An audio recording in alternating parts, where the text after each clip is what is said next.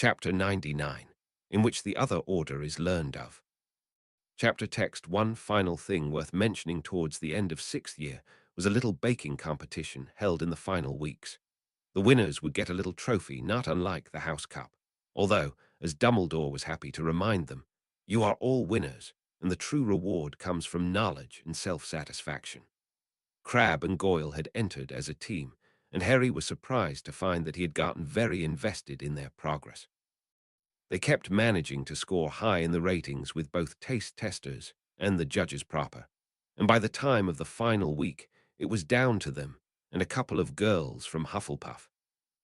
Harry, Draco, and several of the others were clustered in the audience, nerves taut as they watched the judges confer, everyone fretting, exploded in delirious cheers when Crabbe and Goyle were announced the winners, the two Slytherins hugging each other and jumping up and down, shook the girls' hands before accepting the trophy, clearly ecstatic.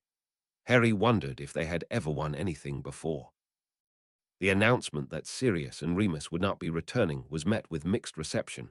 On the one hand, people were happy to hear that the ministry was taking their training seriously. On the other, there was a lot of booing when this news broke at the end of term feast. The plan is to come back the year after and see if we can push the we just can't serve 2 consecutive years idea of the curse, Sirius announced. Don't tell Remus, but I'm starting to like this teaching business. I heard that. Remus called from the head table. Summer started calmly enough, with Ron, Draco, and Harry diving back into their novels and cringing at some of the plot holes that were now evident. Ginny was happy to beta read, since she claimed this helped to get her out of prepping for Bill and Fleur's wedding. Mrs. Weasley had apparently reached a tenuous truce with Fleur and was slowly warming up to her. I told her that she was being silly, Mrs. Malfoy told Harry when he wondered aloud about the change of heart at dinner. If she could tolerate me, who had given her multiple reasons over the years not to, then she could tolerate Fleur. It's not like she comes from a weak family. She's half Vila, Remus pointed out. Hush, I'm making an effort. I know, Remus said, narrowing his eyes at her. Are you sure you're not an impostor drinking polyjuice? Fair point, Sirius said, also gaining a suspicious bent. Tell me something only Sissy would know. Mrs. Malfoy narrowed her eyes back at him. Do you want me to cite that time you had too much fire whiskey and went down to the town wanting belly rubs without transforming first, or that time with that girl in Barcelona?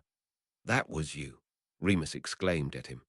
Okay, I'm convinced we don't have to pursue that any further, Sirius said, waving his hands quickly. It does bring us to the point where we do need to have code phrases or questions, Mrs. Malfoy pointed out. Yes, Remus agreed, nodding. A Death Eater could try impersonating one of us to get close enough to attempt killing the collective. You people are not going to make me feel guilty about not having a Fidelius charm on the house, Sirius insisted. You know how I feel about that thing. Look, it wasn't the charm's fault that he, who must not be named, was a total Burke. All of them cut off at a knocking at the door. Okay, fine, maybe I'm starting to be tempted, Sirius said, narrowing his eyes at the door as the others drew their wands, drew his own as he got up. Who's knocking at this hour? Creature was suddenly between him and the door, Darby running over to Mrs. Malfoy and trying to tug her away. It's Master Lucius, ma'am, Darby said quickly, wringing his ears in worry. Master Lucius is looking rather peaked, but how did he get out? Harry asked, on his feet with Draco, Snips puffed up and ready to launch himself at something. I thought Moody had him locked up somewhere that wasn't Azkaban. Mr. Moody is out there with him. That's an impostor, I'll bet. Creature, take Harry and Draco to Grimmauld Place, and then warn the Weasleys of what's going on. I don't want them surprised at a firefight in the next few minutes. Wait, what about Buckbeak? Draco asked. Darby can get him and go to the Weasleys, sirs, Darby said quickly. We can check for Death Eaters as we go, sirs. Mrs. Malfoy nodded tersely, took a piece of paper off of the fridge and handed it to them. We'll come get you when we can. Wait, Harry started, was waved off quickly by Remus. We must needs go now, young sirs, Creature said, taking Harry and Draco by the hand. In a few disorienting seconds they were on a street in London. You must read the paper, sirs. Harry and Draco did so, confused. Wait, Grimmauld Place. Harry knew this, stared in bafflement as another townhouse seemed to just grow out from between two others. Inside, quickly please, Creature said, hustling them in, looked around once he closed and locked the door. Well, at least Mr. Dumbledore has kept the place up. Kept the place up, Draco echoed. Where are we? This is the Black family house, isn't it? Harry asked as Snips looked around, growling softly. Yes, Master Harry. May I take the young sirs on a tour while we wait? Creature asked, hobbling along. Right there is where my mistress' portrait hung for so long. Creature had to take the wall as well when the black portraits were taken down, but Mr. Dumbledore must have repaired it. Ah, Dumbledore noised, stepping out of a side room with a cup of tea. I was wondering who had come in. Harry, Draco, Snips, Creature, good to see you all, although I shall have to get the rest of my tea set out before I can entertain guests. Creature will do so, sir, Creature said, bowing. We're sorry, Professor, Harry offered as Creature hustled off. It's just we were home, and then Moody and Mr. Malfoy showed up. Wait, why are you here? Draco demanded. And then, that paper we had to read, this place is protected with a Fidelius charm. Wait, that's all it takes to break it, Harry asked. No wonder Sirius doesn't like it. Dumbledore nodded. Perhaps, once we get the rest of the tea out, we can start from the top. As you have already guessed, Draco, this location is protected by a Fidelius charm, Dumbledore said, once they were all settled in the parlor. As for how it was so easily broken, Harry, I imagine that bit of paper you have is one bearing my handwriting, as I am the secret keeper for the location. As for why I have such a bit of enchantment on here, I must confess it's for the same reason I bought the place, for order meetings. The secret order of familiars? Harry asked, baffled. Ah, alas, no, although they seem to be doing a better job than I currently, Dumbledore said, nodding to Creature and Snips. The order I speak of is the Order of the Phoenix, operating with the intent to stop Tom Riddle before he can gain too much traction in his bid to, as I am told is the term nowadays, cause problems on purpose. You didn't tell Fred and George about the taboo, did you? Harry asked. I almost slipped, but managed to catch myself in time. Not that I'm not curious as to how that would turn out, but it seems to be borrowing more trouble than I'd like to risk. My father showed up at the doghouse, Draco said hollowly, still staring at his tea. Moody was with him, Harry said. We don't know what's going on. I see. Well, that does allow me to clear a bit of confusion up for you, Dumbledore said. After that event in the graveyard, Sirius requested a bit of an escape route in case Death Eaters should attempt to storm the doghouse. In such an event, you would be spirited away here while Sirius and Remus, and I quote, attempted to take a bite out of them first. What if something happens to them, though? Harry asked. Creature would know, Creature offered. Sirius and Remus are both capable wizards, Dumbledore assured them, as is Narcissa. As for you two, when this was first set up, you weren't quite as learned as you are now, and thus the intent was to get you to safety, so there would be one less factor to worry about. After all, they can apparate, and I don't believe you can take your test for that until August, unless I miss my guess.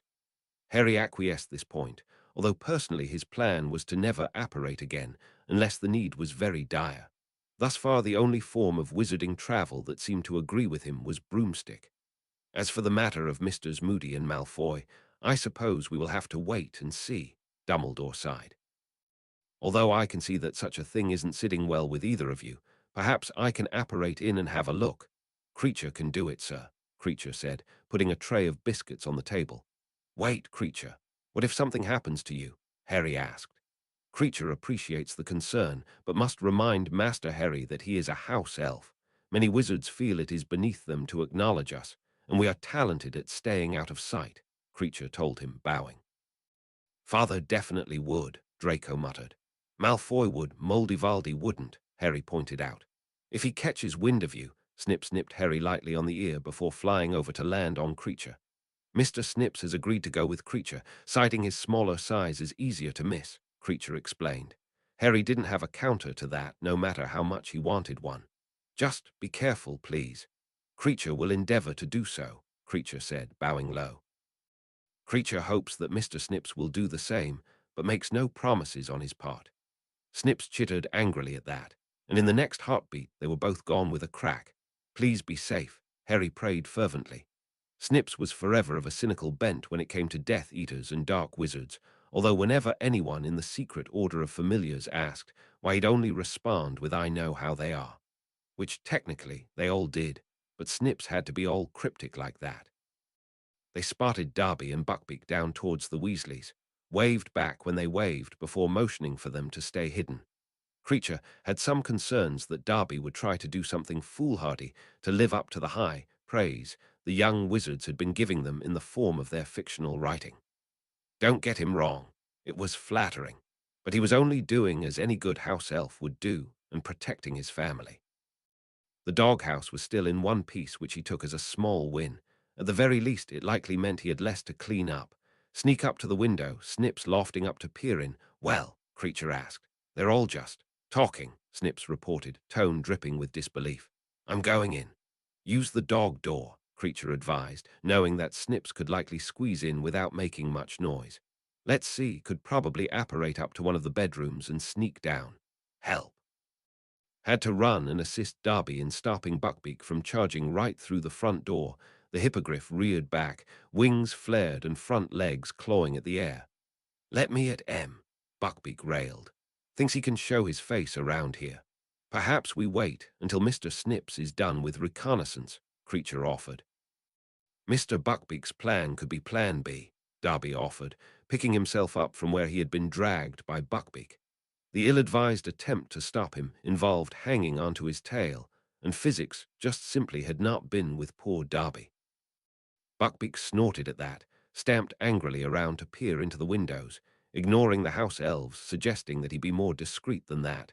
Piqued in themselves to see that, yes, they were all just sitting around and talking, no one with a wand out or anything to suggest that this was under duress. Creature even saw teacups. Who served what, and which blend did they use? Master Sirius could have at least used the good silver. Ah, finally.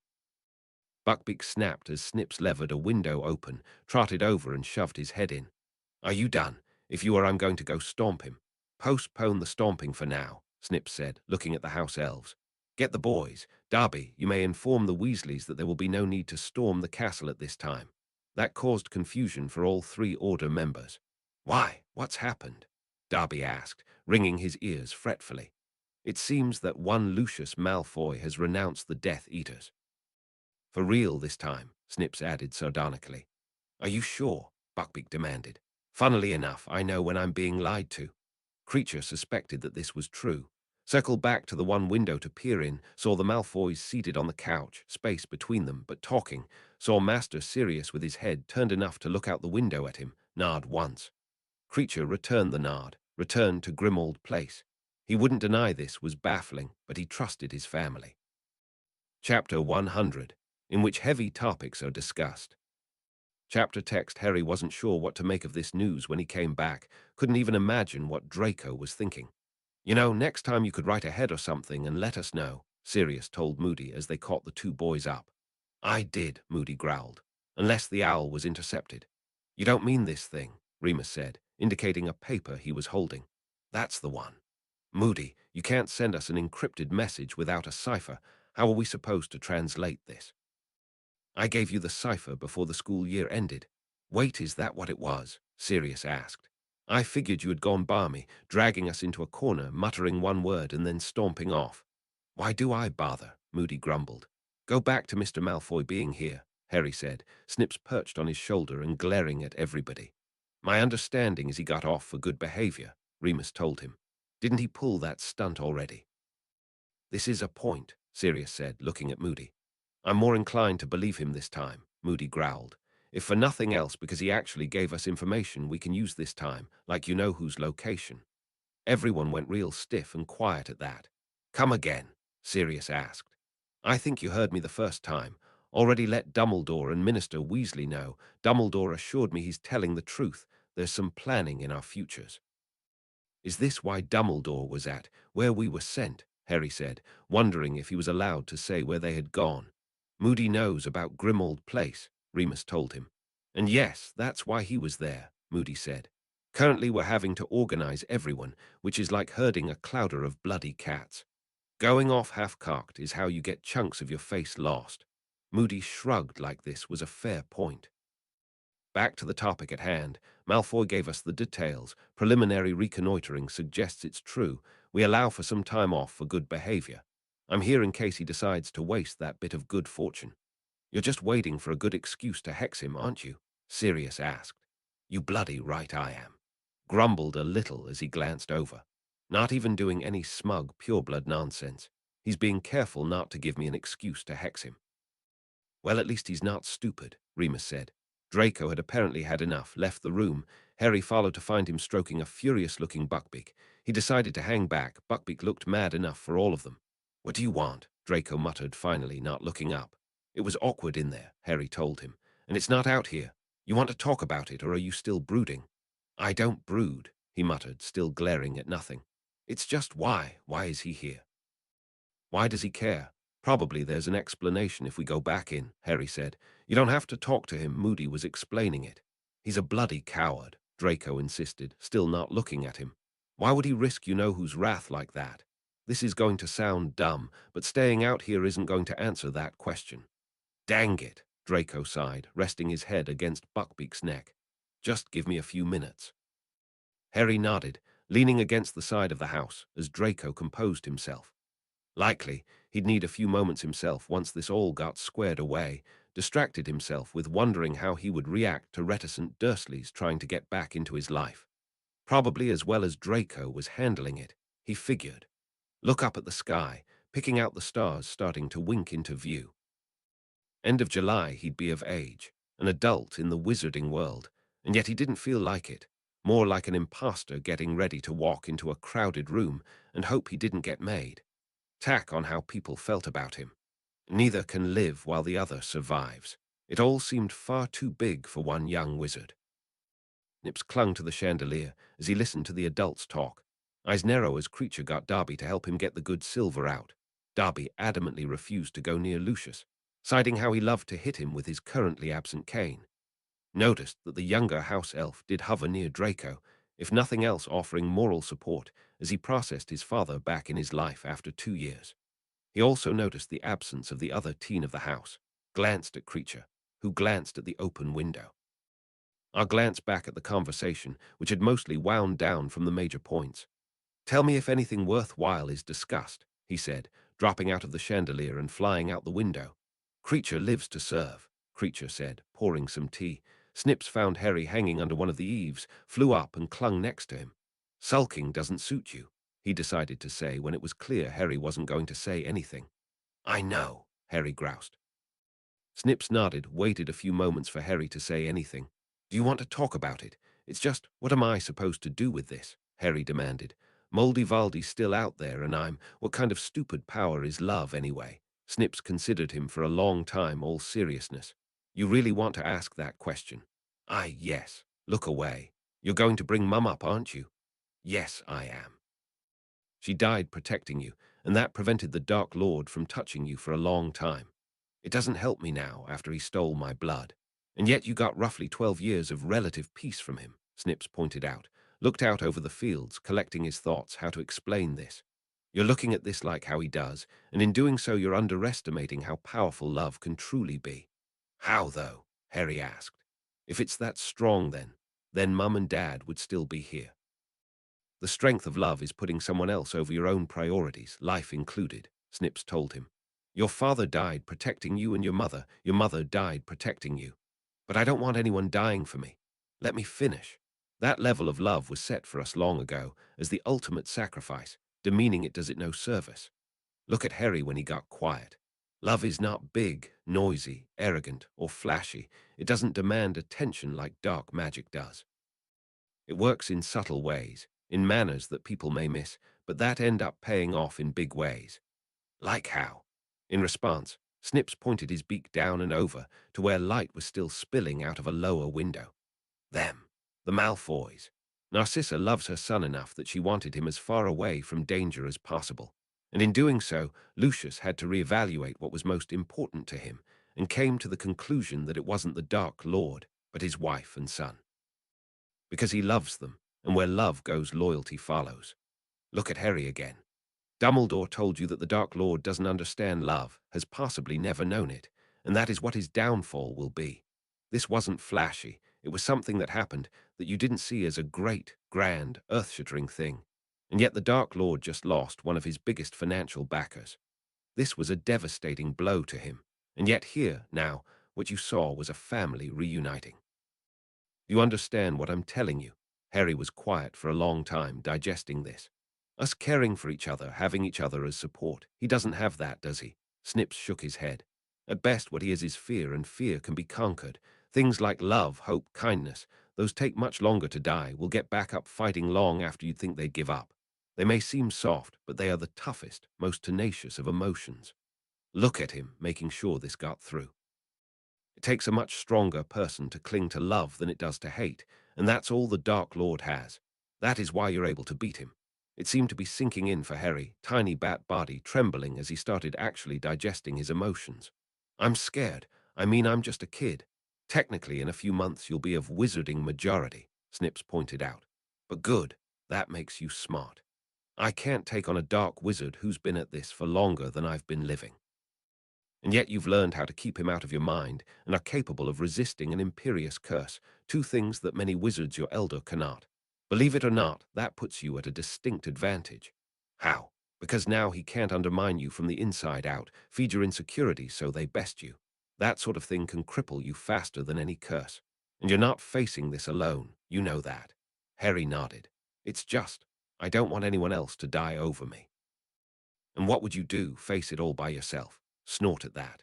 The Dark Lord can take you alone. It's the numbers he has problems with. Silence for a long time. People die, Harry. They do it all the time. You're just having to deal with the reality that it could happen sooner than you expect. Harry nodded, still shivering despite the warm air. Snips extended a wing, wrapped it around him, Harry burrowing against his side and crying. Just don't you go anywhere, okay? And leave him alone to get into trouble. Not hardly. But he also wasn't in the habit of keeping promises he couldn't guarantee. I'll do my best. Chapter 101, in which banks are run on and Harry gets minor surgery. Chapter text. Now, one of the very few downsides of not being subscribed to the Prophet anymore was that any extremely current events were a mystery to the population of the doghouse. Thus, Harry and Sirius had no idea the goblins had organized a strike until after they got to Diagon Alley and saw the crowd outside of Gringotts. I have questions, Sirius said, staring at the mess. The stupid goblins have seized everyone's vaults and won't let anyone in, someone nearby told him. Oh, they say it's a safety concern, but I bet it's the start of another goblin rebellion. Would Moldivaldi try to recruit them? Harry asked Sirius. He certainly might try to seize the bank after losing his main bankroll. Ah, Sirius noised, when Snips circled around his head before flapping off, yipping for them to follow. Either he has a plan or something else for us to do. Either option was good for Harry. Turn into a bat as Sirius turned into a dog, follow Snips as Sirius wound through the crowd, occasionally barking to get people out of the way. Where are we going? Harry asked Snips. If memory serves, there's a side entrance right about. Ah, Snips noised, lofted up to hang upside down from a metal lamp, Harry joining him and looking down at the two goblin guards looking up at them. Can you guys understand familiars? Harry asked. Yes, and you being there is a security concern, one goblin said. Also, you are an animagus, the other goblin pointed out. Yeah, but there's some linguistical overlap, Harry pointed out. Can we hang here for a minute? We're just waiting for my dogfather. Snips, groaning, said just what he thought of Sirius' influence on Harry, but by then Sirius was bounding up the stairs, stopping at a respectful distance from the glaring goblins. It might be best to state your business like that, one goblin said, mirroring Sirius' glance at the crowd at the front of the building. Oh, you can understand me. Well, now I'm wondering if Crookshanks even needed the note. I recall Mr. Crookshanks, and yes, we prefer paper trails. All right, I'm Mr. Sirius Black. Hanging up there is my dogson and his familiar. We are not using those inane terms. Snips squawked down at him. Don't mind him. We were going to make a withdrawal, but there seems to be a run on the banks. An extremely dark artifact was found in one of our vaults, one of the guards said. For general safety, in addition to addressing this insult, the other goblin growled. We've shut the bank down until we can sweep all the vaults and make sure there are no more. Extremely dark artifact. How dark does an artifact have to be to? Sirius cut off, head tipped and ears up. Would the artifact in question bear any resemblance to that locket you lot removed from my old house a few years ago? The goblins exchanged glances. You found a Horcrux, Harry exclaimed, just about letting go of the lamp in shock. You better get Grifhook. the one goblin told the other. Griffook assured the two guards that this particular trio could be allowed in, gave them a general debriefing as more guards checked them over. "We're in the Lestrange vault to check the protective charms and hexes over," Griffook explained, arms crossed tightly and looking especially peeved at this. "Something in there kept eating through them at an alarming rate, prompting us to check the items over so we could contain the culprits separately under its own spells. What we found was Hufflepuff's cup, with a Horcrux corrupting it." "So Moldy Valdi is handing out bits of himself to his followers," Sirius said. "But wait, this is good news," Harry said. "Did you guys destroy the Horcrux?" "Yes, which is why we as a whole are so mad," Griffook told him. "The four founders' items were goblin-made, and destroying a Horcrux destroys the item. Do you have any idea how badly that galls us?" "I'm sorry," Harry told him, "but I do have good news. With that one gone, there's only one Horcrux left." "Figures it's the one we have no clue about," Sirius grumbled. "I suppose that is good news, discounting the part where that was 3 out of the 4 founders' items destroyed because of this," Griffook groused, looked at the guards. "Should I bring my desk out here then? We keep running into an issue with this one guard said, pointing at Harry. "Something dark around the head area." "Ugh, Harry, are you thinking naughty thoughts in your teenage years?" Sirius asked, trying for teasing but looking concerned. "I didn't think I was," Harry said. "What is it?" "We're not sure this way," the guard said, leading them away. "We have a runic sequence that should clear this up." Harry exchanged glances with Sirius and followed, wondering if he couldn't perhaps get them to tell him about the sequence for his Ancient Runes class. Maybe not. They seemed particularly upset, and now would probably be a bad time. Granted, after getting the results from the sequence, he could share that feeling. "I have what?" Harry exclaimed, disgusted. "Now wait a minute, how?" Sirius demanded. Valdi was blown to bits. He couldn't have. He was planning on killing Harry. Why would he make him I can't even say it. "As far as I can tell, this was accidental," the goblin in charge of the sequencing said, adjusting his thick glasses as he examined the readout. "Perhaps this is the end result of so many Horcruxes. The original bit of soul is so unstable that such trauma would cause it to fracture further. It's hard to tell, nobody's ever been that stupid. But this is good news," he said, looking up at all the stormy faces. "Since it's not a true Horcrux, that means we can remove it without destroying the host." "You can?" Harry asked. "Yes, of course we'll have to go over the risks." "I don't care, I want it gone." "Is he of age?" the goblin asked Griffook. "Not until the end of July," Griffook told him. "Mr. Black." "Oh no, I was really enjoying having a chunk of dark wizard lodged in my godson's forehead. Why would I say no?" Sirius demanded. "Get the waivers," Griffook told another goblin. The act of removing said semi-Horcrux involved patented goblin techniques, so no notes for class, unfortunately, and required Sirius to be sedated as well as Snips, seeing as how the end result was rather bloody and a tad painful.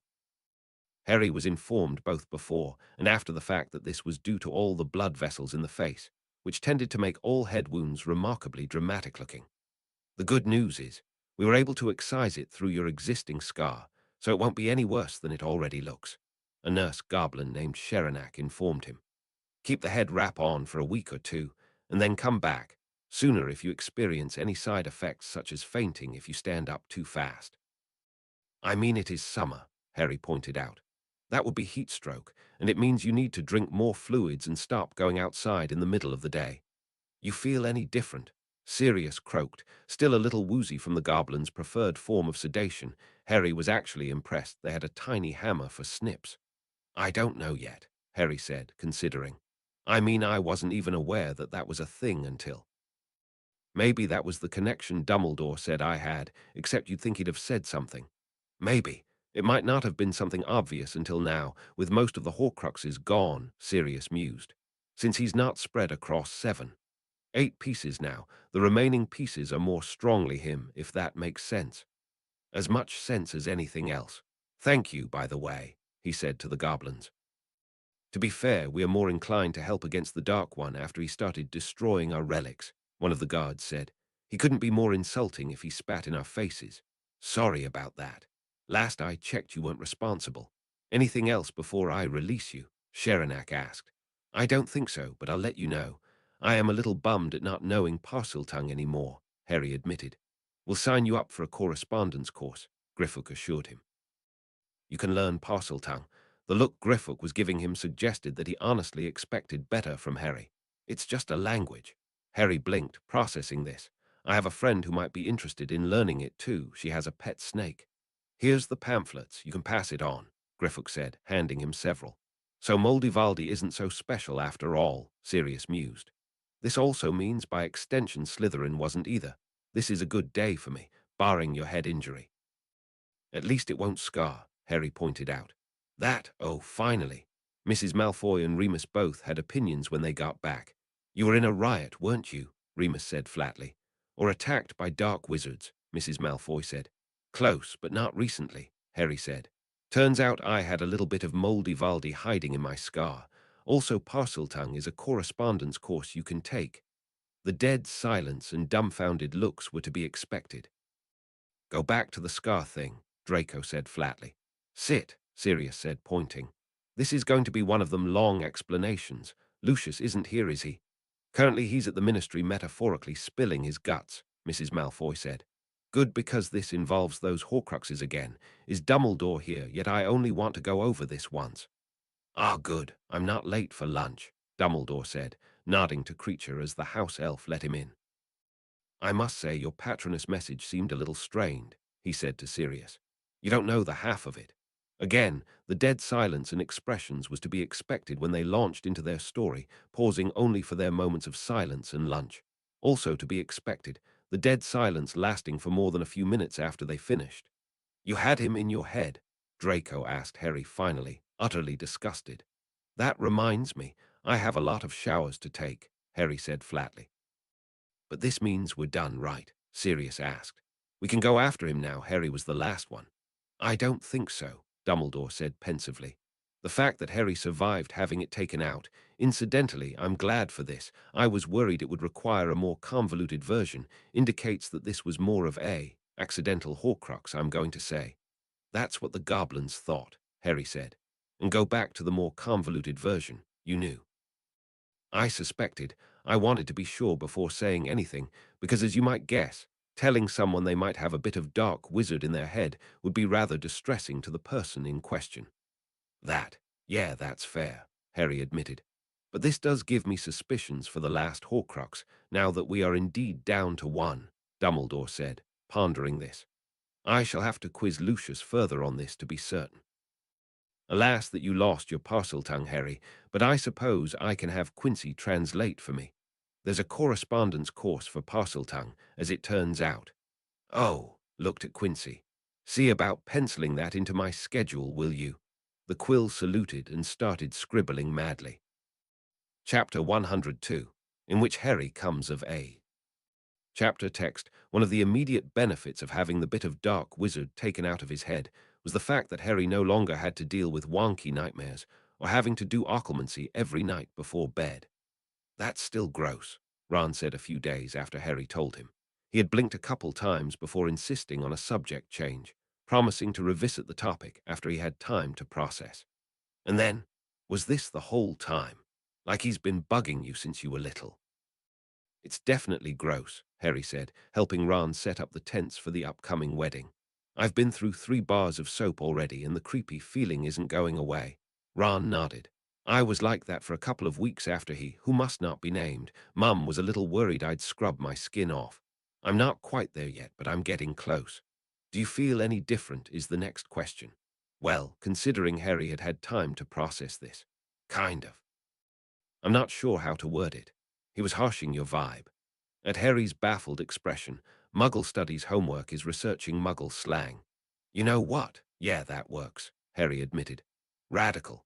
Since Harry was supposed to be taking it easy for a couple of weeks, he spent that time doing homework so it was out of the way, Snips supervising and Ron, Ginny, and Draco sitting with him and doing the same. Ancient runes, he couldn't help but sketch a few of the runes the goblins had used and try to find them in his textbooks. Think Bill would tell me if I asked nicely, he asked Ron. Probably he's contractually obligated to obliviate you, Ron said. Or kill you and hide you in a tomb somewhere, Ginny said. He might have threatened us with that once or twice. Only when we were being too obnoxious. Fred and George tended to get the brunt of those threats. and Charlie told them he'd feed them to a dragon. Except tombs don't get indigestion. Why is your family like this? Draco sighed at them. Just lucky, I guess. Finishing up homework saw progress on both editing and more writing, mostly because Draco had apparently committed them to a whole series of books, and the rest of them were along for the whole merry ride.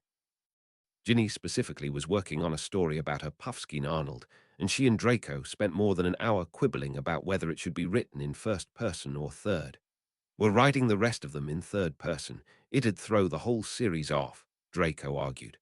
Well, when I'm done writing it, you can convert it, and we'll see who likes what, Ginny countered. You're proposing wasting all that time. It's still a first draft. Draco grumbled and went back to his writing, Ginny doing the same. Harry and Ron exchanged glances. I'm going to need to know how solid his relationship is with the Griffin girl, Ron said to Harry in an undertone. Because if not, I think I just found a worse brother-in-law than a football fanatic. You're all still related anyway, Harry pointed out. Harry did feel bad about not being able to help Mrs. Weasley more, although she ended up with some assistance anyway in the form of Crabbe and Goyle. The two had taken the night bus to the doghouse one evening, school trunks and all, and informed the baffled residents of what had transpired at home. That is, that their families were rather disappointed in them for not applying themselves to being Death Eaters, with rather disappointed being a mild description.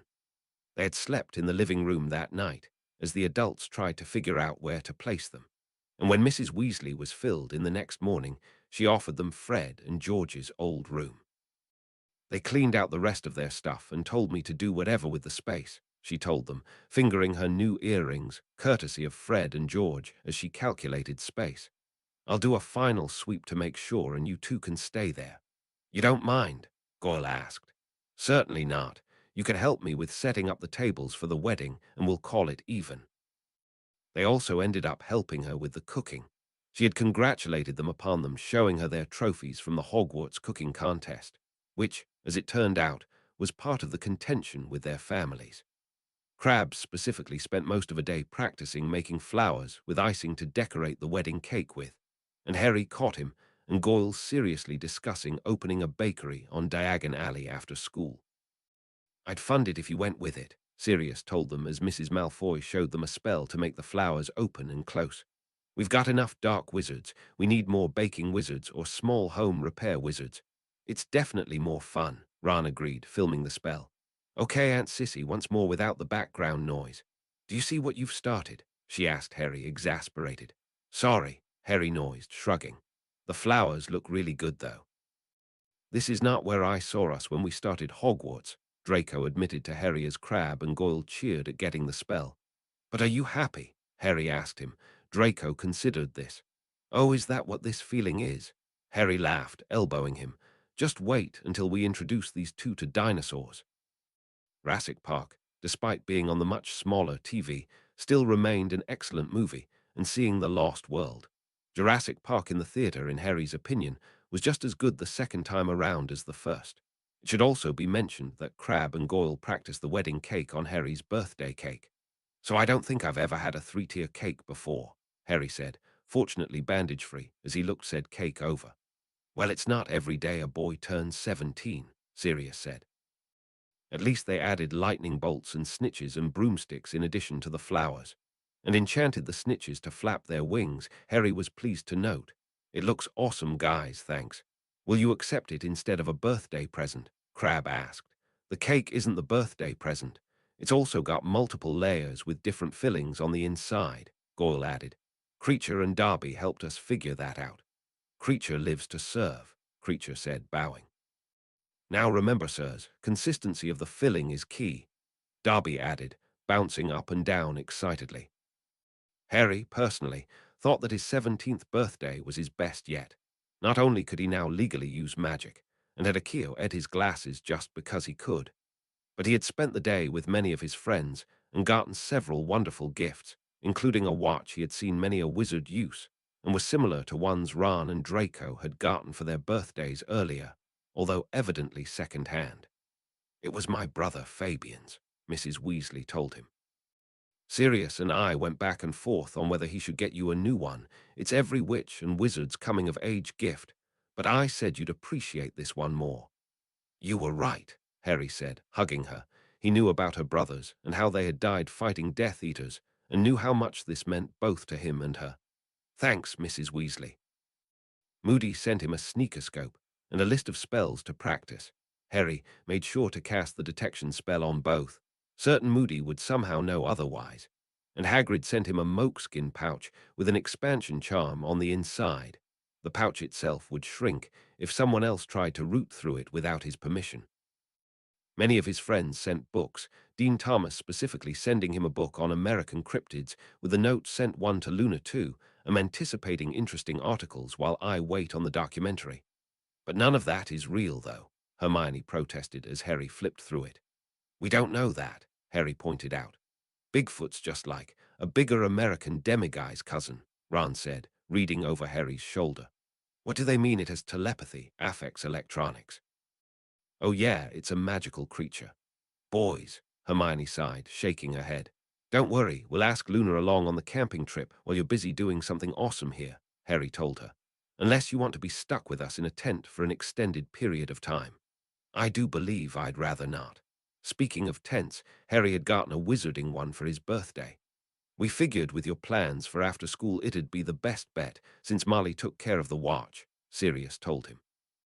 This way you have a year to familiarize yourself with putting it up and taking it down. And stocking it, Remus added. Also, that moleskin bag Hagrid gave you would be a good get-out-of-Dodge bag like Moody's been after us for. You might want to keep it stocked and on hand at all times. I'm thinking I could wear it around my neck, so I notice if it gets yanked off, Harry said, rolling out the tent with interest as Buckbeak peered over from his paddock. So how do we get it set up anyway? It was at this point that Harry discovered that neither Sirius nor Remus had done much camping before. When you can turn into a dog, a tent's kind of superfluous, Sirius said. And being a werewolf means that most tents get turned into shreds anyway, Remus said, peering at the instructions. Okay, so we have two choices. Either set it up the old-fashioned way or use magic. We'll try the old-fashioned way first, and then switch to magic when we run out of patience, Sirius said, looking at everything and then the bag it had come out of. Also, we're going to need someone better at folding than me to get it all back in when we're done. I can do that, don't worry, Harry assured him. They did indeed end up using magic to put the tent up, mostly because Harry and Ron's singular experience in doing so at the Quidditch World Cup final wasn't enough to make them experts. Once set up, they entertained themselves with examining the interior for a couple of hours, discussing what they could store in there, and how it would be stored even when the tent was folded up, which fascinated Harry and baffled Ron and Sirius, who had not given it much thought. After that, Remus made them break it down and put it away. You want to practice this now, so when you go on these trips you'll run into fewer snags, Remus told them. You mean you guys are going to let us go on our own? Harry asked, baffled. Remus hesitated at that question, looked at Sirius. Fair point. Do we know any responsible adults? What about us? Sirius asked. Fair point, sissy, Remus called, heading inside. Do we know any responsible adults? Hey. Chapter 103. In which marriage happens. Chapter text. Harry got a clean bill of health from the goblins, who were slowly reopening the bank and closing some accounts, on account of the person in question harboring dark artifacts and supporting a known goblin killer. No other dark artifacts were also Horcruxes, and you could bet that Harry had asked. You said Dumbledore thinks there's one more, Griffook asked him. Then that'll be the hardest one. Not only are you down to the last, I'm certain that he wants to keep it safe. Which led to the final, prickly part of the whole matter, the fact that Voldemort would likely be keeping the last Horcrux on his person. I think we hit him with fiendfire while he's busy being distracted by the twins' fireworks, Sirius offered as they left the bank that day, pondering seriously about this issue. That way, if it's on his person, that's two birds with one stone. You're proposing murder, Narcissa reminded him. Firstly, I don't think anyone will send me to Azkaban for this one, and secondly, does it even count as murder when the guy being murdered has already mutilated his soul like that? General assessment after it was fully talked out was that there weren't enough examples to properly say yay or nay, but that likely in the grand scheme of things, someone bumping off Voldemort would be considered a good thing. Betcha he gets run over by a bus, Ron said as Harry, and the other boys worked to set up the chairs for the wedding. The power the Dark Lord knows not ends up being a Muggle double-decker bus, or a Pinto, or a Fiat, or an American, or an Australian. An emu kicks him. Are you two seriously arguing about how to best give you-know-who an ignominious death? Draco demanded. When the two nodded, trips and falls in a duck pond. The ducks eat him thinking he's bread, Goyle offered. Or a goose, Crab added. A goose with a knife. Ginny with her bat bogey hex, Harry said. Moldyvaldi can't know about that, so that still fits. Fred and George with their fireworks scheme, Ron said. The temptation to tell them grows with each passing day. Well, you know he doesn't have a sense of whimsy. Luna is his ultimate weakness, Goyle said, eyes squinting to the middle distance. Maybe this is why he doesn't like Dumbledore, Crab said. That and Dumbledore is like 150 and still has all his hair, Ron added. Everyone agreed that was a fair point. The wedding itself went off without a hitch and was beautiful, even if the reception had a bit of drama with Crumb arguing with Mr. Lovegood over the Deathly Hallows sign. Oh, your opinion is very understandable, Luna told him when he explained that Grindelwald used the Deathly Hallows as his own sign. It's like how Buddhism has a sign that's very similar to a symbol that the Muggle version of Grindelwald used, so now that's tainted too. It's a shame when someone takes something and twists it for evil, then it means no one can enjoy the original meaning. Which required a sidebar as Luna and Harry explained World War Roman II to a bunch of wizards who had been much more preoccupied with Grindelwald than Hitler, which also required educating Harry on the former. Learning that Dumbledore had defeated him was impressive and possibly explained why Voldemort was afraid of him, and also possibly why no wizards had intervened during the Muggle War, considering they had their own problems to deal with. Ah, but you see, Dumbledore said, when Harry found him later sitting with Ron's great-aunt Muriel. If wizards stepped in and solved every Muggle problem, then Muggles would never innovate.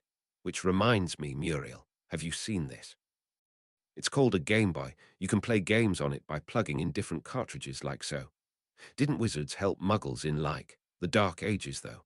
Harry asked during a lull in the conversation when Muriel was trying one of the games Dumbledore had plugged in, until everyone decided that stepping away was the better bet.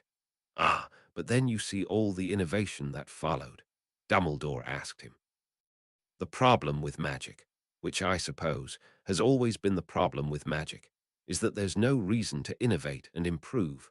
Why come up with a car when we can apparate?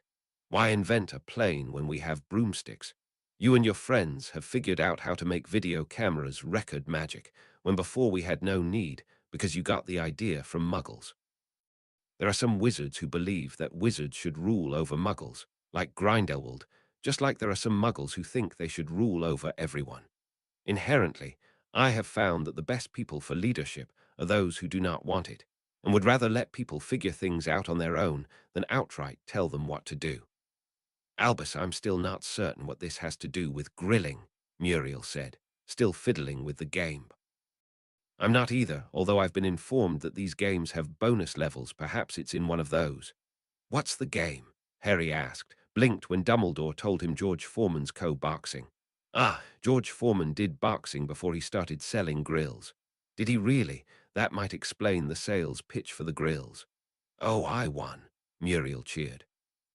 Harry helped clean up after the reception, Mrs. Weasley frequently pausing to retrieve another tissue, although Mr. Weasley kept getting dirt in his eyes. Our oldest son married, Mrs. Weasley sighed. In a couple of years, all of our children will be out of school. Grandchildren, can you imagine? Careful, dear. You might start thinking ahead to great-grandchildren, Mr. Weasley counseled. Oh, don't even talk like that. They were all children yesterday. What happened? Harry smiled, looked back over the remains of the reception. Percy, Dumbledore, and a few others had to leave early due to events dealing with certain dark wizards. Dumbledore had allowed Muriel to borrow his Game Boy in the interim, with his only admonition being don't forget to turn it off when you're done. It runs on these delightful things called batteries, and they have a limited charge. I'm kind of glad they went through with it, Harry said. I mean, with everything with Moldyvaldi getting serious and all. Oh, the last time it was generally the opposite problem, Mrs. Weasley said, waving that off. Everyone hurrying to get together because they didn't know if they'd be able to because. Well, honestly, I was accusing Bill of that here. Because we did too, Mr. Weasley said, squinting at her. Well, you made it easy, Mrs. Weasley countered, waving a hand at him. Being all handsome and dashing, Molly, Mr. Weasley said, face reddening to rival his hair. Harry smiled, politely looked away and busied himself with cleaning up, looked when Snips came in and landed on his shoulder, still wearing his little bow tie. What do you think? Harry asked him. Think I'll ever get something like this? Or am I going to have to go to South Africa first, like Ron said? Snips stomped on his shoulder twice. Well, we're planning on going to the US and the Caribbean. Maybe someone there hasn't heard of me. Snips didn't look like he believed this, but he patted Harry's head just the same. Chapter 104, in which peacocks and familiars fight. Chapter text: despite Remus and Sirius now having day jobs, to Sirius, great aggravation. Mooney, how did I get gainfully employed? What happened? They still made sure to take time out to teach the kids about defense. Crabbe and Goyle now included in the mix. Mrs. Weasley and Mrs. Malfoy both helped all of them with their charms and transfiguration homework, and Crabbe and Goyle took their correspondence courses as the rest of them worked through their sixth-year homework. Harry, still the tops in potions, as their grades had shown, was starting to be the one leading the supervised potion sessions, mostly focusing on those that would be useful around the house, since those would see the most use, although he still kept up with practicing various antidotes to Moody's approval. Moody was a regular face, because he was the one supervising Mr. Malfoy's visits, always with a very pointed glower that said you're on thin ice, don't push it. In this, he was finding a kindred spirit in Buckbeak, who looked like he would need very little impetus to go charging across the yard, and reducing Mr. Malfoy to mulch. Hedwig admitted to Harry during one of his bat sessions that yes, that was entirely Buckbeak's intent, and while the house elves were very pointed in telling him that they wouldn't assist in the murder, Creature was a tad on the fence on whether he'd help with disposal. It would reflect poorly on Creature's family if he left a mess lying about, Creature told Harry when he brought it up. This in turn would reflect poorly on Creature, and Creature has younger elves to make examples to. Darby would just rather not, Darby said. Darby would not have lasted long in Mistress Black's house. On that happy note, Harry was kind of glad that he had missed the displeasure of meeting Wahlburger Black. Fortunately, Buckbeak would have other help if push came to shove, and he had to dispose of a body. I mean, if you want to get technical, we could do it if we hit him just right, Hedwig said. Look, if I'm going to kill a man, I'm going to save it for someone like the Dark One, not Draco's dad, Jove told her. Fine, fine, that's fair. Buckbeak, stop pacing, you're going to wear a track there. Buckbeak would not. There were priorities, and making sure that Draco's father knew he was watching was one of them. Snips, sitting on his back, had to keep turning to keep him in sight. Killing him now would be a wasted opportunity, Snips told him, if we could use him to get to his master. Don't trail off like that, Buckbeak ordered. That sounded like the beginning of an idea. Look, if we can get rid of the Dark Lord, then everything else is a moot point. It's cutting off the head of the snake. Paused a moment. Do not tell Mauve I said that. I'm pretty sure Mauve would forgive you, considering she has the Dark One on her hit list too, Hedwig said. Jove, meanwhile, was tipping his head back and forth. If it's just a matter of getting close. What is this catching? Buckbeak demanded, finally tearing his attention away from the senior Malfoy to round on Jove. Finish the stupid thought. Look, if I heard them right, the Dark One is holed up in our old home, Jove said, flapping a wing. He's organizing what he's calling a sting operation. What do bees have to do with any of this? Hush, Moody's getting a group together to go after him, but the Dark One will be on the lookout for such things. He will likely not be on the lookout for a bunch of familiars.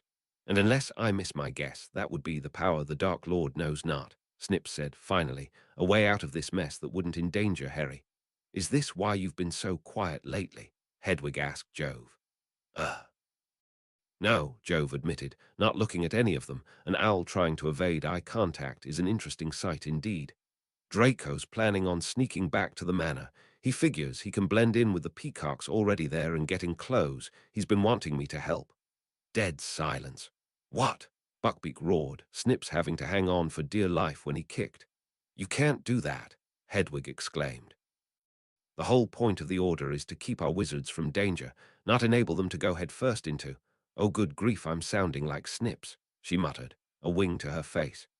Why did he ask you instead of me? Buckbeak demanded. I'm sorry, I guess he figured an owl would be less obvious than a whole bloody hippogriff, Jove shot back. Enough, all of you, Snips barked, still clinging desperately for purchase and wishing he had managed something more commanding than an irritated squeak. We will not be leading Draco into peril, but we will be going in ourselves. Any questions? I can be sneaky when I need to be, Buckbeak said, eyes narrowed at Jove. I said questions, not declarative statements. Well, if we do, we'd better do it soon, Jove said, shifting his weight uncomfortably.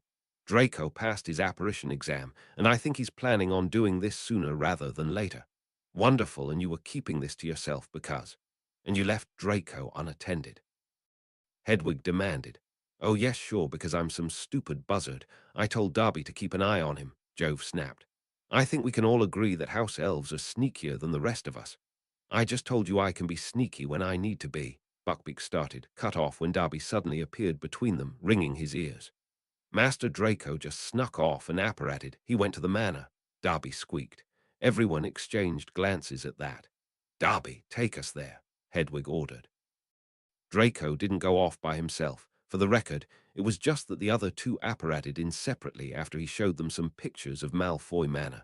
As such, he wasn't as startled as he could have been when a bat and a terrier came up to him, currently a peacock looking down on the manor. I still hate apparition, for the record, Harry announced. And it hates you, Ron agreed, ears up as he looked down on the manor. So how are we doing this? I'll be able to get the closest, Draco told them. Unless they've been killing the peacocks off for sport, I'll be able to blend in with them. Oh, who was he kidding? Bellatrix had probably been popping their heads off the moment the Death Eaters moved in. Potter could probably fly in through one of the upper windows. You circle around and sniff out the paths they've been using. Good, brilliant. So what's the actual plan? We're stopping Moldyvaldi, Harry said sternly. I'm not having more families get torn up or people die. We have to end it, and he seems convinced that it has to be me. That doesn't mean it does have to be you, mate.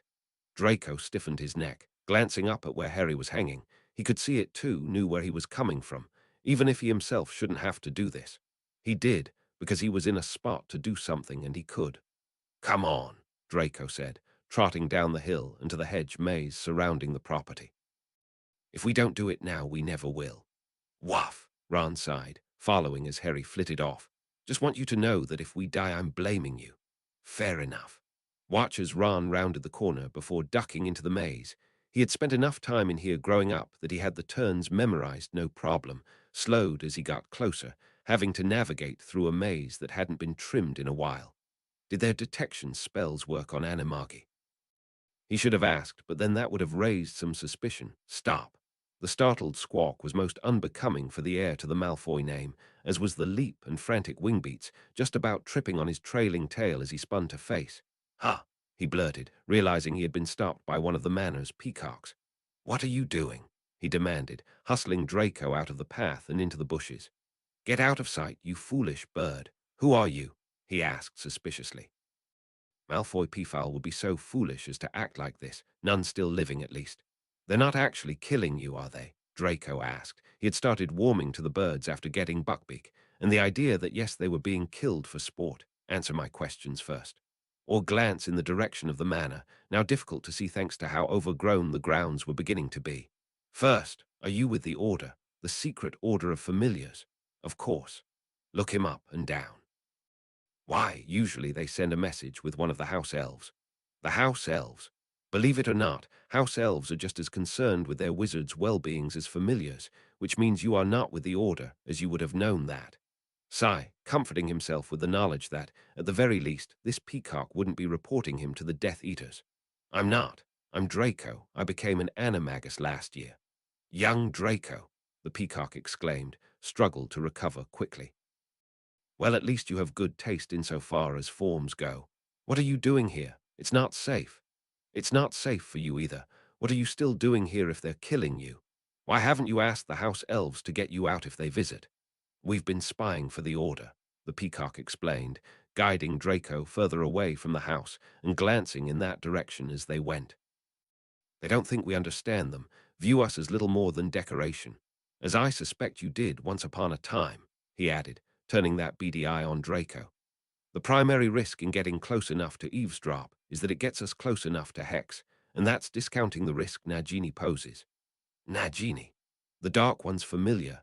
Slow down, head up, strut with all the arrogance your breeding brings, he ordered as they crossed one of the paths, spreading his tail feathers as he walked. You are a peacock, and that automatically makes you superior. Maybe that was why this was his animagus form. Imitate, keeping his neck stiff but unable to resist glancing down the path towards Malfoy Manor. Tell me about Nagini, he said quietly once they were out of sight again. She's not one of us. I can tell you that, the peacock said. No details now. We're far too close, and in her hunting grounds, the Dark One won't tolerate her straying too far from him, especially now. Something has him riled, and until anyone can get to the bottom of it, everyone is giving him a wide berth. Think he killed one of his followers the other day. Matter of fact, that's usually what happens when the windows flash green. The killing curse, and the other day he likely would have gotten news of Gringotts. Did he know of the Horcruxes, of the fact that he was down to just one? We might be safe from her making a meal of us, at least, the peacock continued.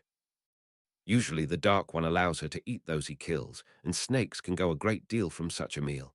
Usually. There's something different about her, something wrong. None of us can put a talon on it, but she's not normal. Not even normal for a familiar. Not even normal for a familiar. Could Horcruxes be living things? Maybe. Harry's scar had been one, to a certain extent, but not a full one because that hadn't been the intent. If the intent was there, was it possible? Does she know about? You know, Draco asked, suddenly cautious about what he was discussing. If he could spy through the snake, would he even know what he was looking at? Draco wondered. No, not as far as any of us can determine, the peacock said. Understand that we are cautious about how close we allow her to get.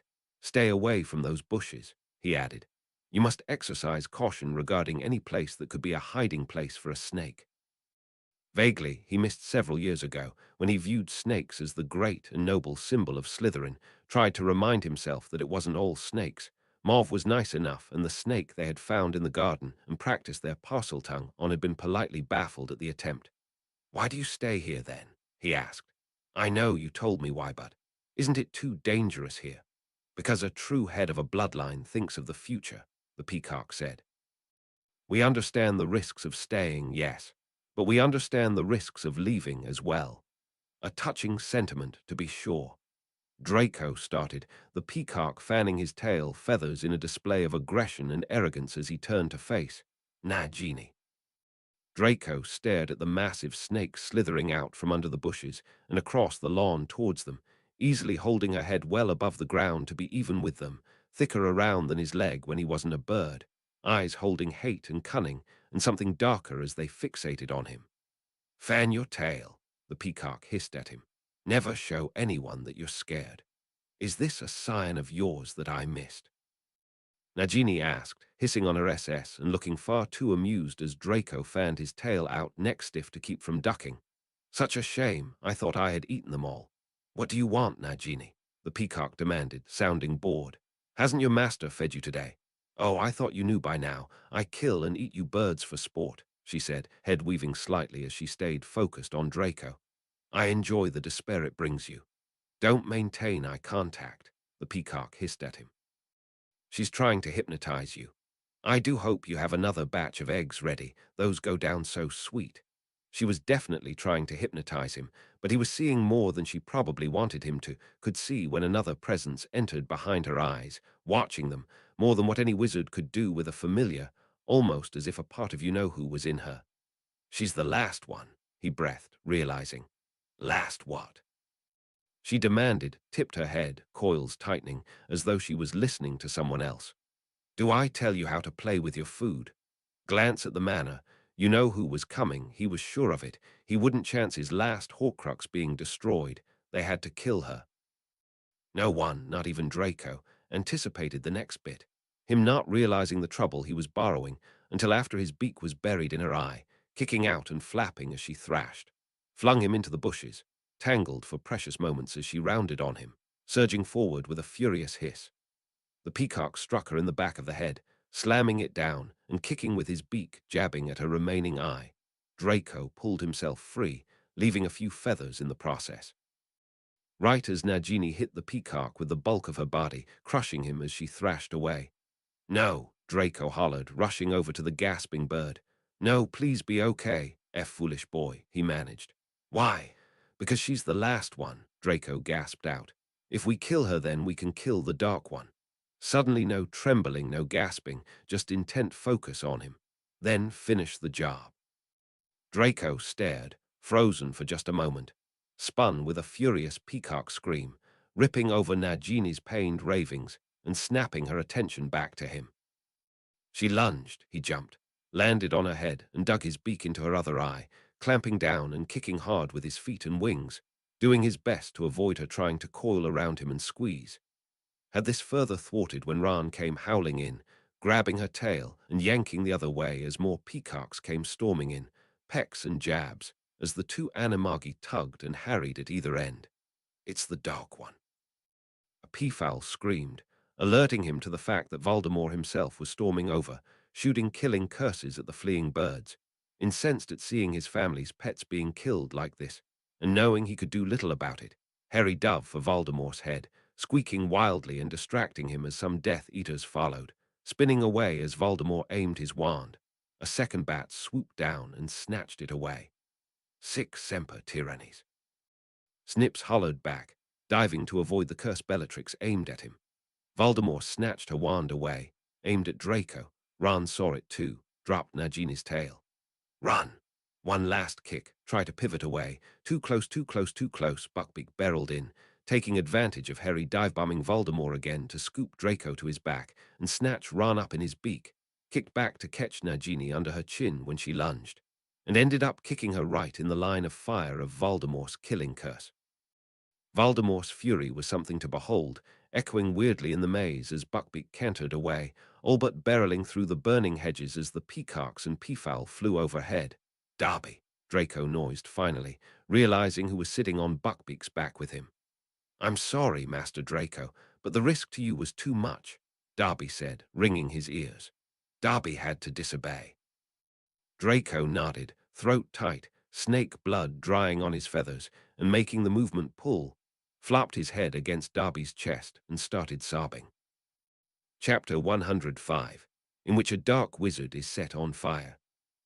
Chapter text. Buckbeak finally slowed to a halt on a hill overlooking the property, looked back with the others to see the grounds on fire, spells being fired here and there. From what they could untangle, there were other people in there fighting. Had that confirmed when Creature popped in and Harry and Snips dove down to land in the tree next to them. "Dumbledore's there," Harry exclaimed. "He's there with Moody and a bunch of auras and squaring off against Valda, you know who," was cut off by Snips cuffing him on the head. "And now that you three aren't in immediate danger, what were you thinking? Were you even doing that?" "It was my idea," Draco barked at him, voice still thick from crying, from befriending and losing the peacock and that close shave with death. "I know my own family's manner. I knew how to get in and out. It was just that Nagini, the giant snake," Ron supplied. "Also, Buckbeak, could you put me down?" "No," Buckbeak said around his mouth full of Ron. "No, it's just from what the peacock said, and when she was right in front of me I could tell. I saw when he came in behind her eyes," Draco blathered, trying to explain what he had been so certain of. She's the last Horcrux. He put a bit of himself into her." "Wait," Harry said. "He made his pet snake into a Horcrux." "That's messed up," Ron said, but looked sharply at Snips, who had gone still and thin at that. "But he hit her with the killing curse. He was aiming at you lot, and Buckbeak kicked her up and in the way, which, by the way, I appreciate. And he hit her instead, that's it. That's the last of the Horcruxes. He's mortal now. You are not going in and killing him," Snips told him sternly. "None of you are." "Well, if Dumbledore gets him, then we won't have to worry about it. Or Moody. Moody would probably do it." Buckbeak dropped Ron. "I'll do it." "No," Draco said sharply. "No, no, Buckbeak, I can't lose you," bowed his head, still picturing the broken bird. "I shouldn't have come." "At least we can all agree on that," Snips grumbled. "What Mr. Snips means to say is you're young," Creature said, glaring up at the odd familiar. "Your passion got in the way of your inexperience. Watch them all for a moment. We will take you home now." "What about the peacocks?" Draco asked, looking at Darby, who patted his back. "We can come back and retrieve them," Darby promised. "But first, getting everyone home." As expected, Mrs. Weasley and Mrs. Malfoy were both livid at them sneaking off. No, them being of age didn't absolve them, and no, Harry technically not being either of their sons didn't absolve him either. You could have gotten killed, captured, tortured. We've already heard all of this, technically, Harry said, indicating the familiars and house elves. And you'll hear it again. Mate, just sit down, take it, Ron said, waving a hand at him. You gotta let her get it out of her system. You are grounded, Mrs. Weasley railed. You are as well, Mrs. Malfoy told Draco. You are the heir to the Malfoy name. You should know better than this. What does grounding mean? Draco asked Harry in an undertone. I'm a bad one to ask, Harry told him, reflecting on the times he had been locked in his cupboard under the stairs. Unless the two witches intended to go with torture, Harry doubted he'd be facing a punishment worse than anything he had faced with the Dursleys. Snips was apparently aware of this and calculating what else he could do, judging by his narrowed eyes and tightly crossed wings. And then to properly put Harry in the same straits, Remus and Sirius. You big trouble, Remus said, pointing at Harry. What were you even thinking? Sirius demanded. And don't give me some song and dance about. Remus, that's my mom's finger, get it off me. Congratulations, you're now a responsible adult, Remus told him flatly, hands still on his hips. Do you see what you've done to me? Sirius demanded of Harry. Sorry, Harry offered. But we have good news, though. Oh, it had better be a doozy, Remus said, glaring at him. You went up against Moldy-Valdy for what? No backup, no plan. Screwed up the sting operation that had to move early because of you. We knew where everyone was, and now. Silence. Everyone stopped dead, turned to see Dumbledore standing in the door, hands folded. I would like to hear the boys' reasoning, Dumbledore said calmly, looking very much like he would get tea and biscuits in a minute, and being the only one to actually succeed in making Harry feel like a complete idiot. It was my idea, Draco said quickly. I know my family's manner. I knew how to get in and out. Cut off when Mrs. Malfoy looked ready to interrupt, herself cut off by Dumbledore holding a hand up. Don't give him all the credit. He was going to go by himself before we caught wind of it, Ron said, tone almost balmy. But of course, he had Fred and George for brothers. Probably would have died otherwise, considering I go running in when he picked a fight with a great bloody snake. You picked a fight with Valda. Etched. Remus interrupted.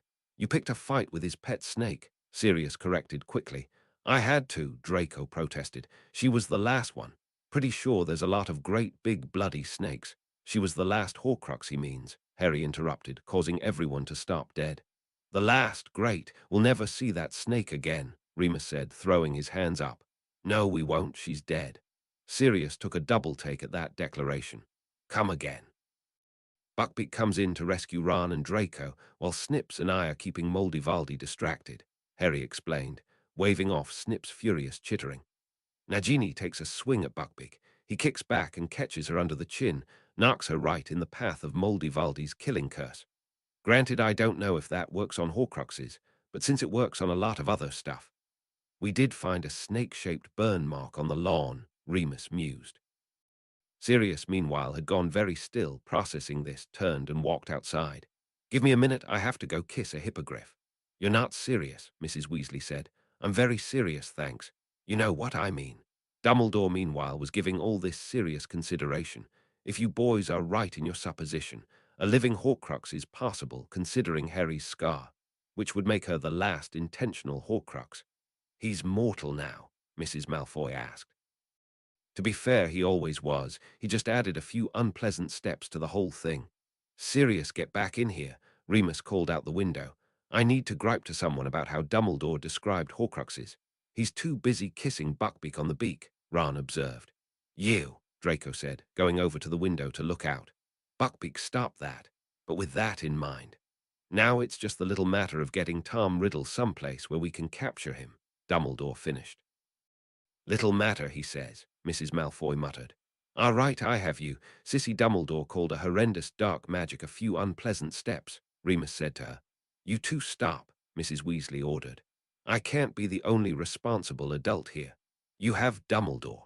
Mrs. Weasley looked at Dumbledore for the longest time, like she was trying to figure out a way around what she was thinking. I wouldn't take offense, Dumbledore told her balmily. Although I do have to go speak to Alistair about organizing something to capture Tom with. Don't worry, we've got it covered, Fred said, heading down the steps and out the door. Don't stop us, George added, following him. Wait a minute. What are you talking about? Where are you going? Mrs. Weasley demanded. When did you get here? Ron asked. Earlier to pick up some other stuff, and we're off to conduct the ultimate prank, Fred said, doubling back to point at them. Mrs. Weasley immediately rounded on the rest of them. Which one of you told them about the taboo? Actually, we figured it out months ago, George said. And on that happy note, come, Donald, Fred said, clapping George on the shoulder. Moldivaldi isn't going to burn his own eyebrows off. Don't you do it, you two get back here. Where's she going? Sirius asked as he came in, sidestepping and then watching Mrs. Weasley tear out after the twins. Ed and George found out about the taboo and Moldivaldi having no more Horcruxes, Harry told him. Oh, look back at them. She's not going to figure out a way to pin the blame on me, is she? Might want to finalize you all just in case, Remus told him. Now for the record, Fred and George had been prepping this for quite some time, rigging it up in ways that Rube Goldberg would approve of, and making use of things like Fidelius charms to keep from giving the game away too early. Now that the time was upon them, it was just a matter of double-checking everything and making sure it would all go off without a hitch, disabled spells or no. Forge, Fred said, shaking his hand as they stood side by side. It's been a pleasure pranking with you. Hear, hear, Gred, George said, returning the shake heartily. Ready, Donald, as I'll ever be, Hubert. Then I think it's time we give Valdi a ring, Edmund. 3, 2, 1, Voldemort. It was worth the shiver when it actually worked, them ducking and firing off the starting spells before nabbing an emergency portkey, while the darkest wizard in a century was distracted by fireworks. Percy, of course, remained irritated at the twins on principle for firing off more magical fireworks and giving the Obliviators overtime again. But the Auras were quite pleased at finding Voldemort, and the remaining active Death Eaters tangled up in Weasley Wizard Wheeze's products. The rest of the year, the twins used the Prophet's photos of the event as advertising, which did them well enough that they threatened to buy everyone individual vacation homes. Mum and Dad will be having to take priority over you, though, Fred told Bill. Although there is that villa in France we were discussing, George agreed. I'm reasonably sure we'll manage, Bill said, still cackling whenever he was reminded of the event. So we were right. The power the Dark Lord knows not is whimsy, Harry said to Ron. We should have known first year when they enchanted all those snowballs to hit him in the face, Ron agreed, which was when the twins learned that they had, in fact, done that, and order was unable to be restored. Chapter 106, in which 7th year starts. Chapter text Darby did make good on his promise to bring the remaining peacocks to the doghouse. Malfoy Manor was, for the foreseeable future, a crime scene and couldn't be returned to. Draco, looking out at them, had it driven home just how badly Voldemort and his followers had decimated a once-proud peacock flock. But they also deserved to know what happened, hence why he was walking up to them in his peacock form with Buckbeak and Darby following, the latter too stopping at a respectful distance as he reached them.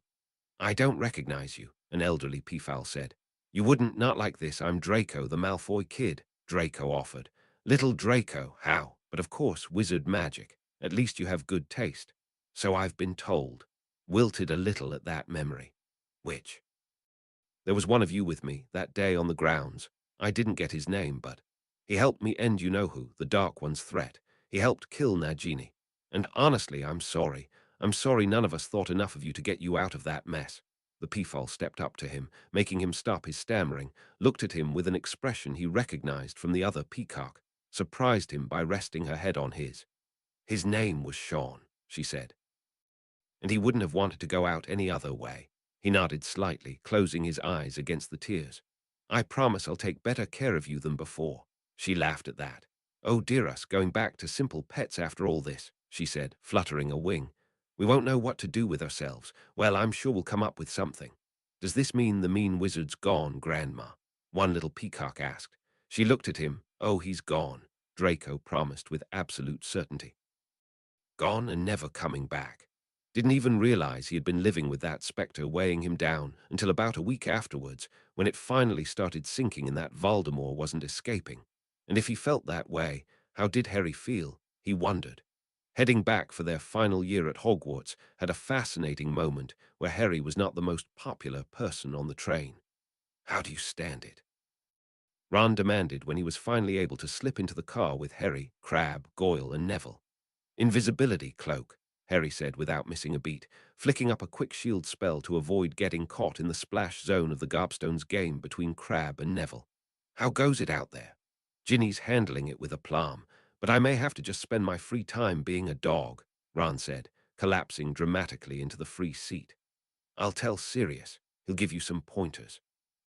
For a while after that, they discussed what their final year would be like, Crabbe and Goyle able to add on herbology after Neville had spent the last year giving them crash courses on the topic. Professor Sprout actually wrote me over the summer and asked if I'd like to be teacher's assistant this year.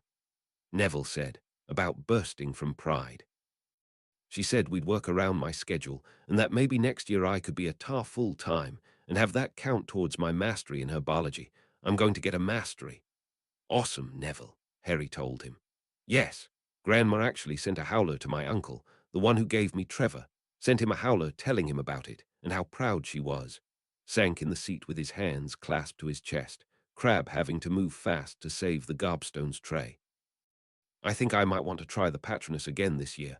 I think I might have the happy memory to do it with. Oh, that get you an O in defense, Ron said. Maybe not. We were teaching Patronuses in 7th year last year, Harry said. But it'd definitely net your passing grade at the least. I hear the conquering hero's brother is in this car. Can I sit with him? Why didn't you go to France like you threatened? Ron sighed, sagging as Blaise stuck his head in, grinning. I was tempted, but then I remembered I was British. Also, with you-know-who in jail, Mom was able to put her plans on hold. Just on hold, Goyle asked. She's a sort of just-in-case kind of woman, Blaise said, sitting down as everyone shuffled around to give him some room. Also, she might have a French guy lined up. She has her heart set on a French villa. I mean, my brother Bill did marry a French girl. It could work, Ron mused. But I also think Bill would last longer than whoever your mother marries. No offense. Should I be offended by the truth, I wonder? I'm told it's all the rage nowadays. That final ride to Hogwarts hit Harry with a bit of bittersweet melancholy, with the realization this would be the last time he did this.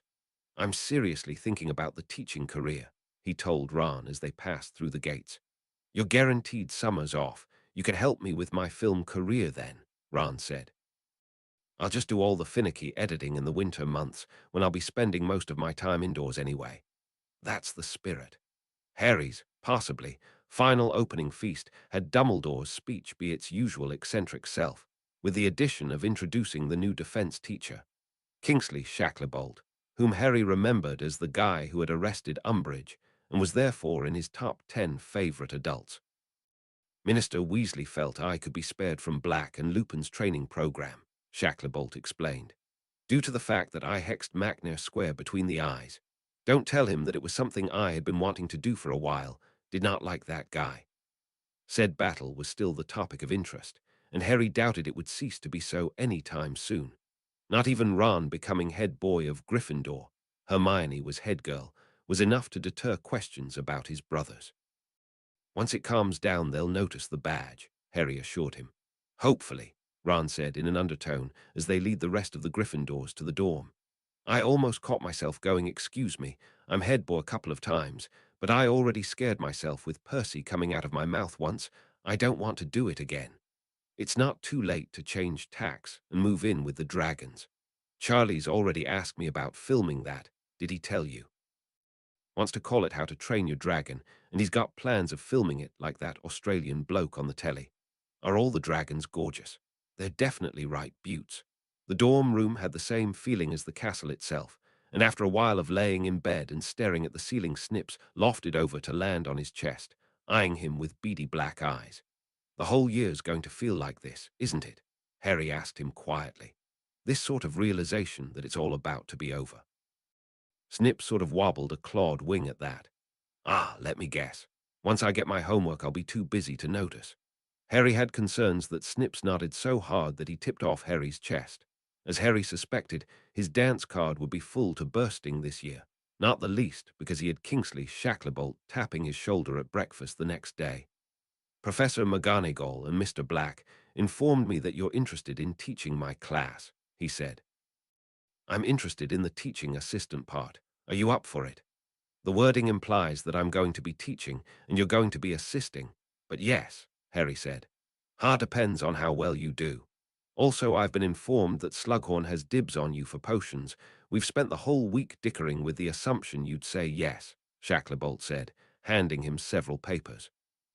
Also, Ron, your brother Percy tells me you've been filming classes. Apparently he has a job lined up for you once you graduate. On the one hand, it's nice to be known as the film guy and be in high demand besides, Ron mused. On the other, dang it, Percy, it's not like he can top Fred and George now, Harry pointed out. True, but theoretically that was a one-time thing. Minister of Magic is a level of order that he'll rub in my face for years.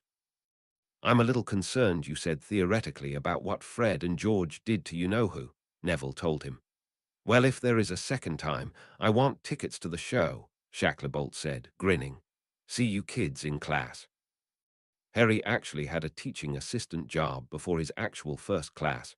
Matter of fact, most of his Monday morning was spent assisting with the early years in defense, and if his schedule was anything to go by, he'd have a couple of his own classes on either side of lunch, and then the rest of the afternoons helping with potions. Full dance card? Shacklebolt asked as Harry tucked his schedule away. Very, Harry said. I'm going to have to figure out when to squeeze in other stuff like defense club Quidditch practice. Quidditch tryouts. One of my chasers graduated. Worst case scenario, I could ask Minister Weasley nicely for a time turner, Shacklebolt said, watching as the first-year Ravenclaws and Slytherins filed in. Might be nice and requisition too. We'll spend class time in the teacher's break room so we don't run into ourselves, Harry offered. Sounds like a plan. Shacklebolt's teaching that first week was interesting in that he primarily explained what it was an aura did, exactly, to the Muggle-born firsties, and even second and third years. He explained that it was much like how Muggle policemen operated, where they kept the peace and hunted down troublemakers and worked to keep everyone safe. To the later years, Harry's included, he outlined things a bit differently. I understand that by this time next year you all will be focused on getting jobs, if you don't already have one lined up, Shacklebolt said. My first bit of advice is to not be totally married to any career right off the bat. Right now you're young, you can afford to shop around a bit and see what you like. There's no shame in working with a job, and after 6 months going I need a different one. Some of you will be pursuing masters, which will require apprentice work, but even then at the end you'll be job hunting. The reason I say all this is because being an aura can be dastardly difficult. Have any of you ever heard of curse breaking as a profession? Yes, I figured you would, Ron. The thing is, those boys go into the job knowing something's cursed. Us, we can have a dozen calm encounters, and then one day we're walking square into a hexed house full of dark artifacts. If you want to be an aura, you have to be ready for anything. For example, here he pulled a cover off a table full of knickknacks. 2 of the items on this table are hexed. Can you tell, just by looking, which those are? Everyone gathered around and peered at the items. Shacklebolt cautioned against touching anything, with a few people pointing out a sinister-looking necklace. Harry, personally, was favoring the snitch, personally because he thought it was too incongruous to have been hexed. Okay, so everyone's picked the 2 they think is most likely, Shacklebolt said. Anyone know any revealing spells? Harry and Hermione both shot their hands up, Draco not too far behind, Ron and Seamus considering before also doing so. Well, that's a good number for the size of the class. Ladies first. Hermione had picked the book likely remembering Riddle's diary in second year, frowned a little when nothing happened, cast a revealing spell on the quill as well. Not finding anything isn't a bad thing, Shacklebolt told her. What made you pick those 2? Ron's told us about hexed books his father's found over the years, and most everyone uses quills, Hermione said. Those would be 2 picks if I were setting a trap. Ah, if you were setting a trap. Yes, those would be good picks, although sometimes those dark spells are there to protect something someone doesn't want found. Who's next? Should I go alphabetically? Draco went next, picking the necklace, which surprisingly wasn't cursed, and a sneaker scope. How is that one not cursed? Draco demanded, pointing at the necklace. It looks just like one I saw in Borgians and Burke's years ago. I've seen that one too. Asked a jeweler to make a similar one just for that reason, Shacklebolt said. Personally, I included it because it'd be too obvious. Just because something looks sinister doesn't mean it is, but learning to trust your gut is good too. Why the sneaker scope? ID hex it to make someone paranoid. That do it. And you found one of the two, 5 points to Slytherin, who's next. Harry, you're up alphabetically. Why the snitch?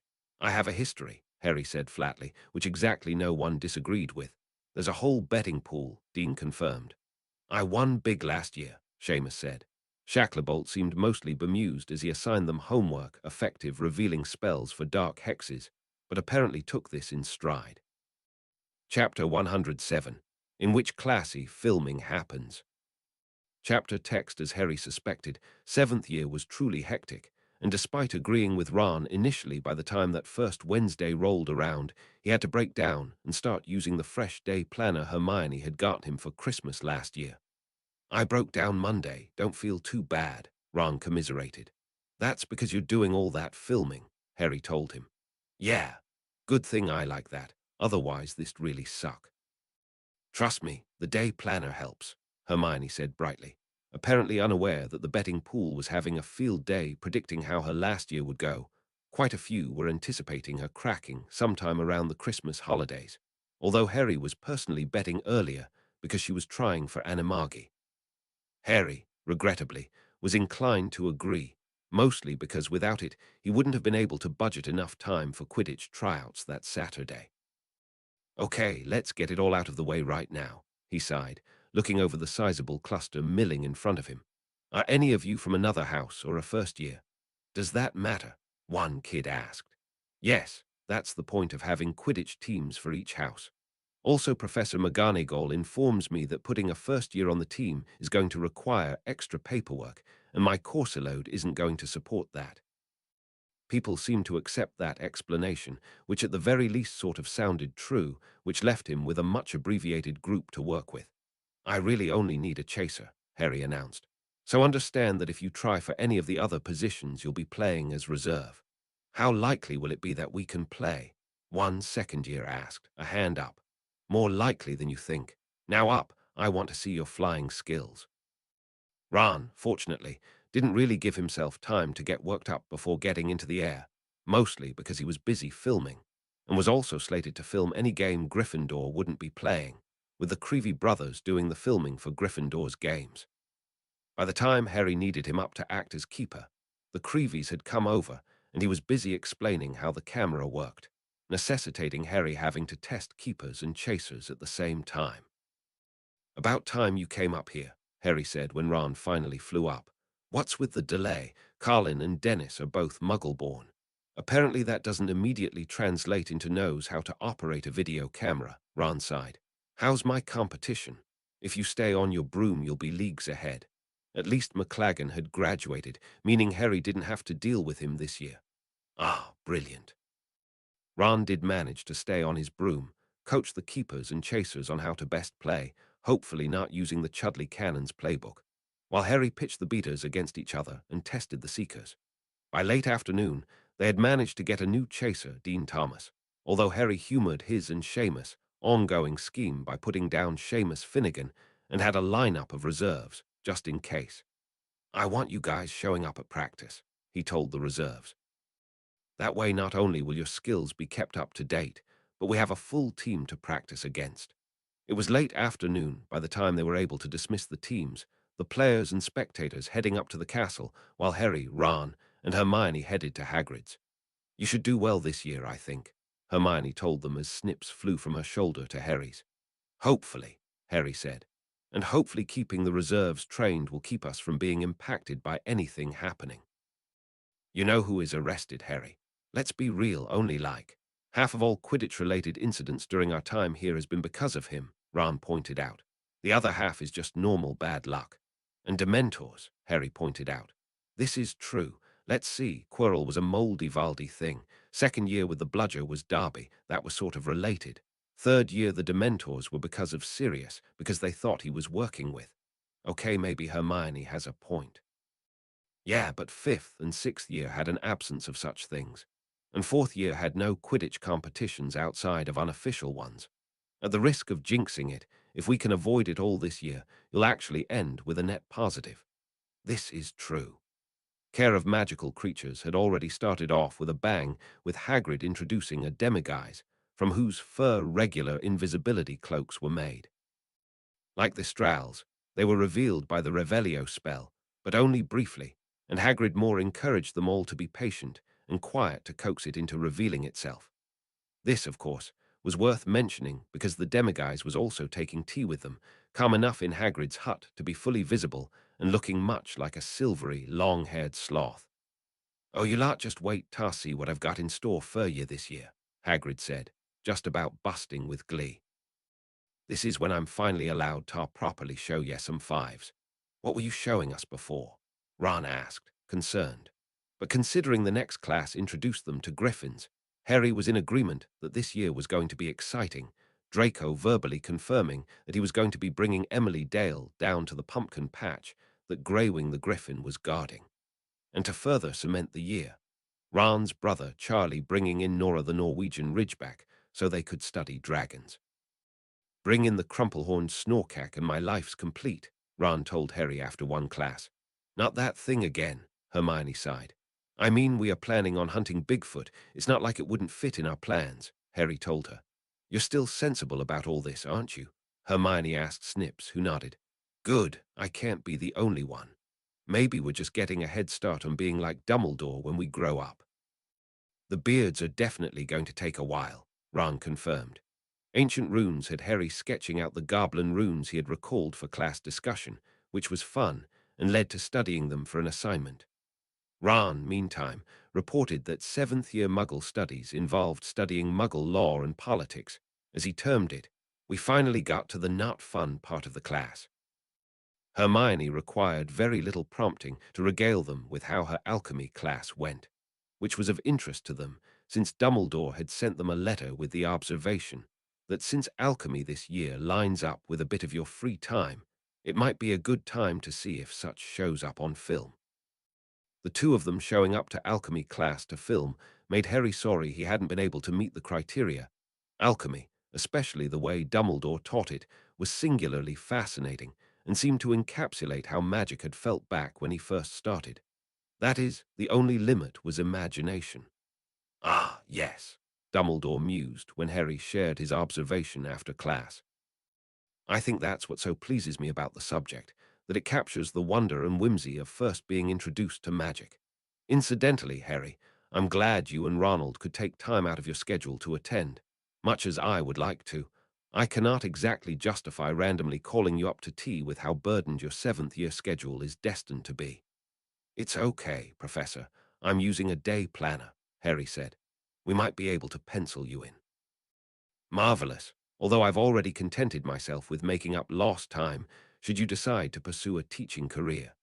So long as summers are free to hunt Bigfoot and pirates," Ron put in, which then required explaining Bigfoot to a fascinated Dumbledore. As for their other classes, potions remained Harry's favorite, especially with them now tackling exceptionally difficult potions and the means to counter some on the fly. Snips assisted in carefully monitoring everything that happened in the Newt-level classes, and Professor Slughorn admitted that it was first and seventh years that saw the most incidents. "It's the dichotomy, you know," he confided to Harry. "One class knows too little, the other thinks they know too much. Can't have too much of an ego when it comes to potions, as it turns out." Neville continued to excel at herbology, which was good to note, and was even acting as teaching assistant to Professor Sprout. Transfiguration and charms continued to ramp up in difficulty, although Harry, Ron, and Draco had a head start when it came time to cover the animagus transformation. Astronomy, meanwhile, was much of the same, although now they were delving into the particulars of just why certain celestial positions affected things such as plants and potions. Arithmancy, in a study of opposites, had Harry feeling like he had discovered the magical version of calculus. And of course, all of this came with a mountain of homework that didn't leave much time for clubs or extracurricular classes, although he did make sure to sign up for Moody's survivalist class again, which made him hope that such things existed in the adult world. "If not, we'll make them," Ron assured him. "Pretty sure Goyle would host us at his bakery when he gets it." Indeed, the bakery seemed like it would be destined to happen, Goyle and Crabbe both had found something that they liked that wasn't base thuggery, and while they still continued to excel in the home ec class, Professor Flitwick in particular was effervescent in his praise at their improvement in charms. Where was all this improvement before? He asked the 2-1 class. Not saying that I'm not thrilled you're applying yourselves, but what changed? We learned how to make icing flowers, Crabbe told him. Between this and the glitter, I apparently need to emphasize the creative aspects of charms more, Professor Flitwick sighed. 7th year, as promised, was also heavy with the homework, and between that, classes, Quidditch practice and clubs, Harry was lucky if he had the time to sleep and eat. Harry also suspected that Snips was aware of this and was fairly aggressive in making sure Harry did take care of these basic needs. Remember, when we had enough free time to be antagonistic and have duels and such? Draco asked tiredly. We had free time, Harry asked. Tell me about that time. It seems so long ago. Hermione rolled her eyes at that, technically had to settle for that because she was currently in the middle of the keep a mandrake leaf in her mouth for a month, part of the animagus extra credit she was doing for transfiguration. Did this complicate eating? Yes, but it also complicated her critiquing, so Harry was taking that win. I really want to know is why our deadlines keep coming up so quick when each day is a slog. Ron groaned, looking at his papers, took note of Hermione's expression. I'm sure you have an explanation, Hermione, but you're already halfway with that leaf, and you don't want to start over. Hermione's expression very clearly said she was aware of this and wasn't entirely certain if it was worth it. The good news is, someday we'll be looking back on all this and possibly missing this, Harry decided. You don't really believe that, do you? Draco asked, indicating their mountains of homework. I want to believe, does that count? At least we're back to interesting things in Muggle studies, Ron said, which has also led to the joy of telling Luna that the Americans have a branch in their Muggle government dedicated to studying instances of magic that has come into Muggle notice. They do? Harry asked, baffled. Yeah, they call it the X-Files, and they've got these 2 agents on the case. Apparently Macus has been trying to shut them down for years.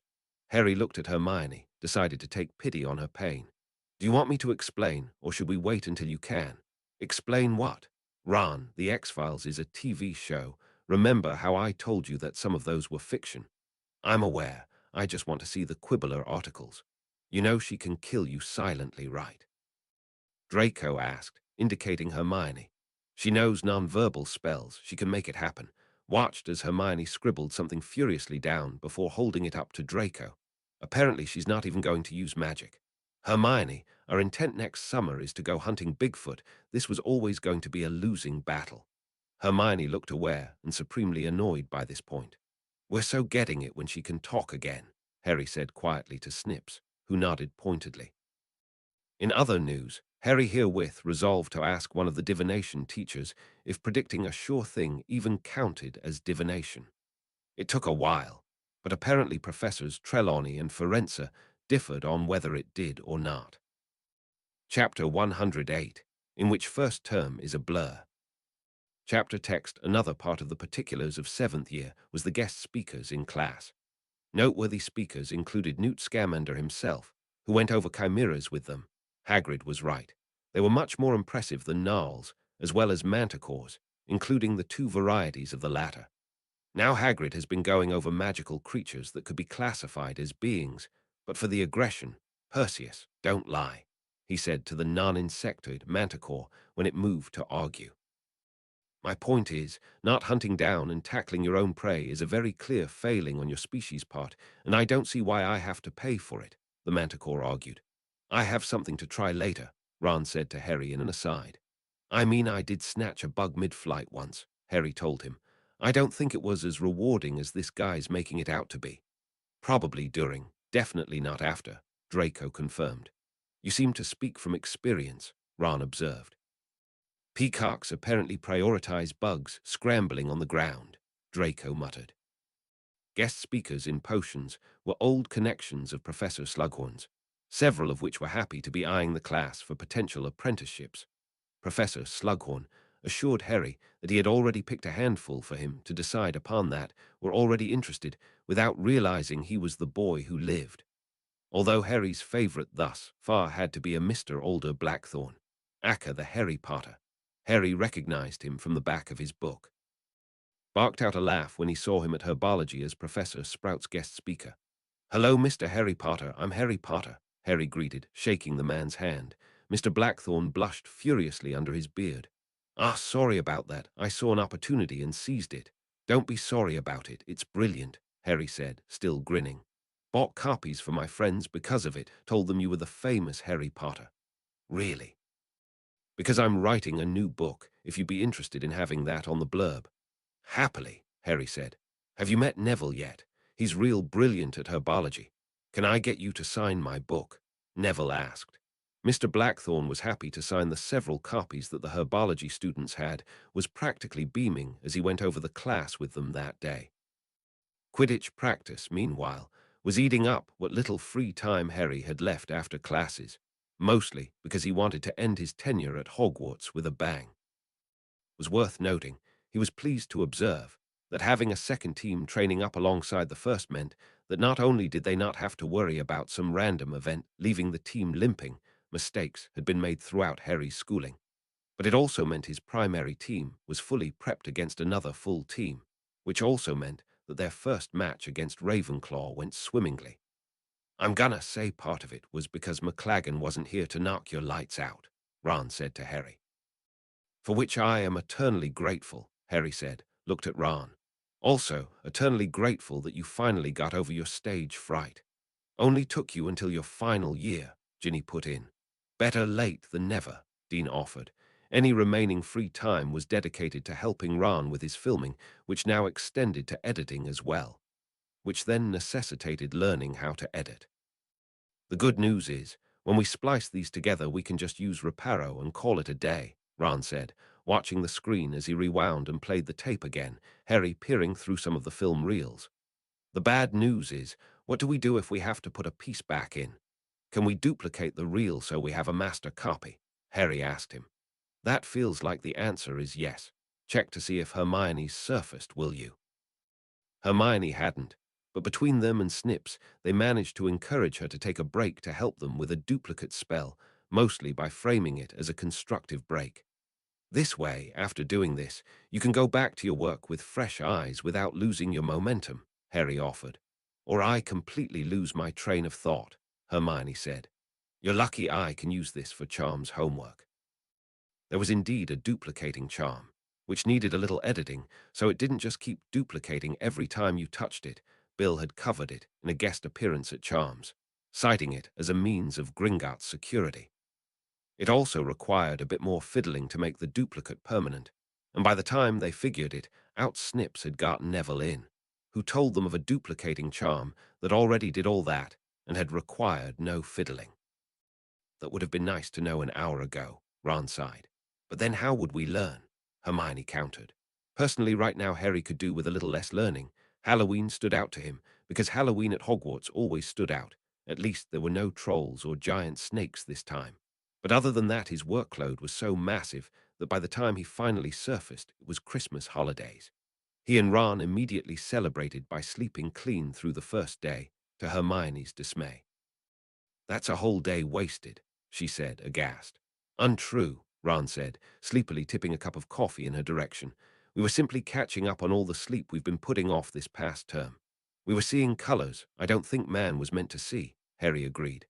"Also, as it turns out, using a time turner to try and catch up on sleep doesn't work."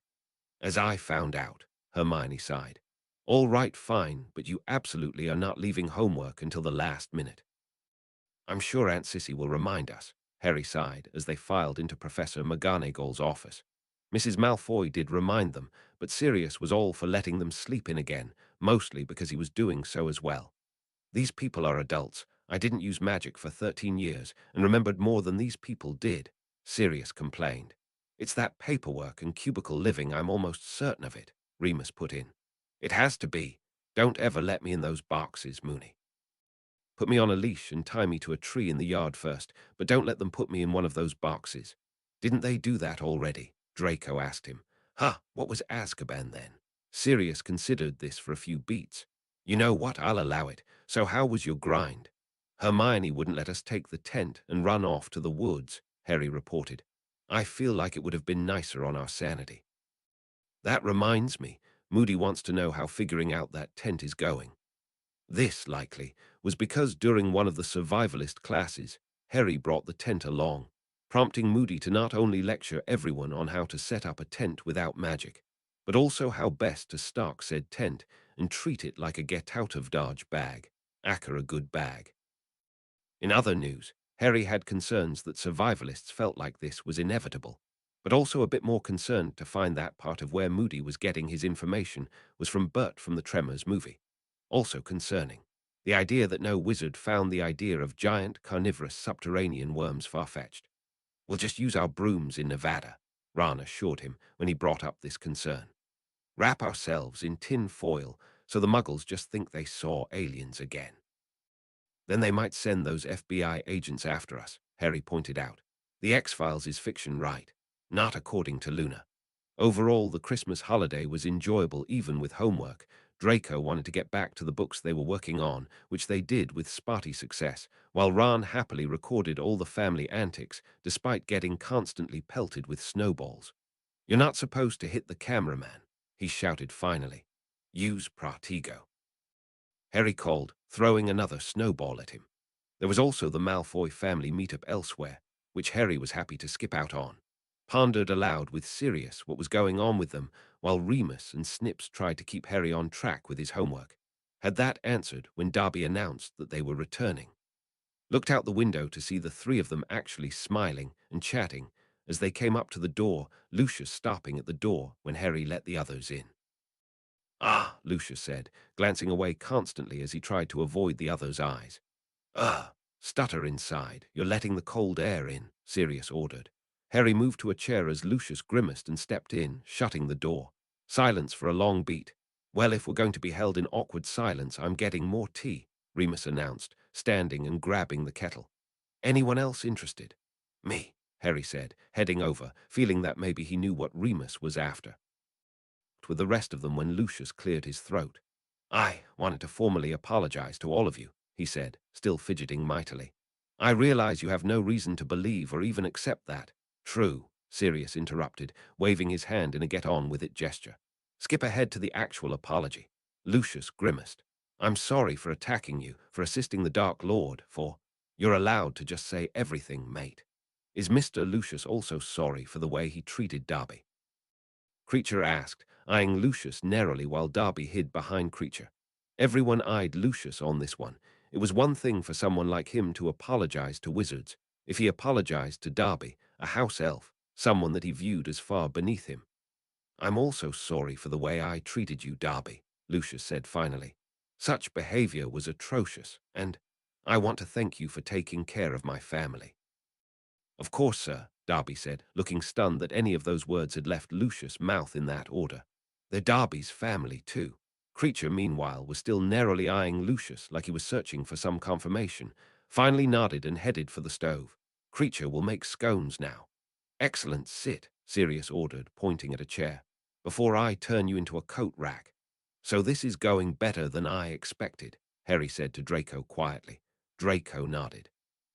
No one's hexed each other yet. I'm counting it as a win. But then is it truly a family reunion? Probab, don't start that again. Mr. Malfoy, did you know that we're all related? Harry asked Lucius, grinning. All of us, including the Lovegoods. Oh yeah, there was the family trait of looking like he swallowed a lemon. Must have finally come to a decision, looked at Sirius. We're going to have a talk with your cousins about what they print. Oh, they're my cousins, Sirius said, amused. They are from his side of the family, correct? He asked Narcissa.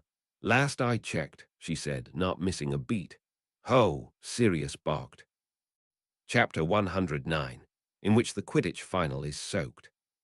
Chapter text Christmas break was over far too early for Harry's liking. Remus told me that the older we get, the faster the time seems to go, Harry said. I'm not sure if I like those implications. Dumbledore's living in warp speed then, Ron decided. So were they, considering they were thrown back into the fray of workload that would break an Iron Belly's back.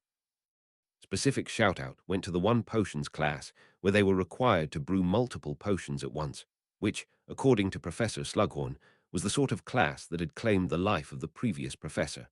As such, the first half of the class was centered on emphasizing brewing safety. Snips, Harry noticed, was very intently focused on everyone that class. "Okay," Harry said to Ron after that particular class. "I think I can safely cross off healer as a potential job." "Same," Ron agreed. "So for future reference, nobody die or nearly die in front of me." "Well, at least now you know for sure," Hermione assured them. Yes, they were, and Harry was sure to assure Neville at lunch that he wouldn't have been happy at Newt-level potions. "Sounds like it," Neville agreed. "Hey, wait until herbology, though. Professor Sprout's got Yatevio cuttings in one of the greenhouses. They're native to Africa and South America, and they're carnivorous." "So like the venomous tentacular's big brother," Ron said. "Technically, they're only like, nominally related. Their closer relation would be Devil's Snare." Professor Sprout was pleased that Harry, Ron, and Hermione knew about the Yatevio ahead of schedule, although she wasn't exactly surprised when she learned how. "I swear at this point, I have to check to make sure Neville's not sleeping in here," she said, somewhere between affection and exasperation in her tone. "I'm smarter than to sleep where man-eating plants can get to me," Neville assured her. "Well, at least there's that." Quidditch stepped up in difficulty second term, mostly because Harry's technique had gotten out, and now everyone was using reserves to help train up the main team. The win against Hufflepuff was very narrow. The score had been neck and neck, and while the Hufflepuff seeker had spotted the snitch first, Harry at least was the faster to nab it. The final game against Slytherin had the whole school attending, chomping at the bit to see who would win the crown of Quidditch champion. The players felt much the same way, everyone playing at the edge of their abilities, despite the drizzly weather making everything slick. Bludgers went wild no matter how carefully the beaters aimed, and more than one save or snatch was made simply because of the quaffle being so slick. Harry, meanwhile, was grateful that his glasses came pre-equipped with a water-resisting charm that at least made it so he wasn't having to wipe them every 5 minutes, despite him having to cast the same charm on his uniform. Less grateful for the need for the Epipsky charm when the quaffle slipped out of someone's hands after a wild throw and nailed him in the face right as he dove for the snitch. The impact nearly knocked his glasses clean off, but did succeed in bruising his nose and left orbital bone, drizzling down a trickle of blood a few moments later. And in the kerfuffle, the snitch had darted off again. And at this point, the snitch was desperately needed. Even scores, every time one team pulled ahead the other would catch up and surpass them.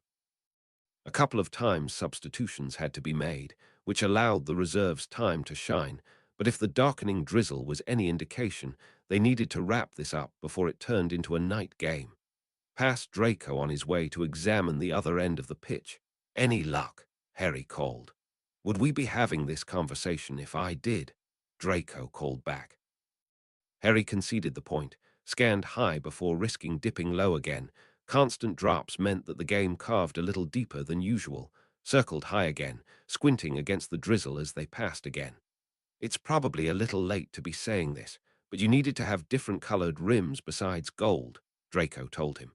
"Saw them once and thought they were the snitch." "Probably the darn thing went in out of the rain," Harry said, wiping his wet bangs back from his head. "Which means it has more sense than we do. Try a warming charm, it makes a difference."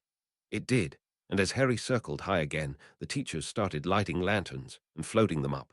This was shaping up to be the longest game Harry ever remembered at Hogwarts, and he was starting to despair of ever catching the snitch and ending the whole thing, stiffen, as he wiped his bangs out of his eyes again, cautiously circle. There, hovering beneath a lantern and indeed hiding out of the rain, was the snitch. Dive, roll so he wouldn't run into the lantern. The snitch darted away, him course-correcting quickly to pursue it, Draco spotting it as well and diving after it, swooping down into the walkways and around the towers in pursuit.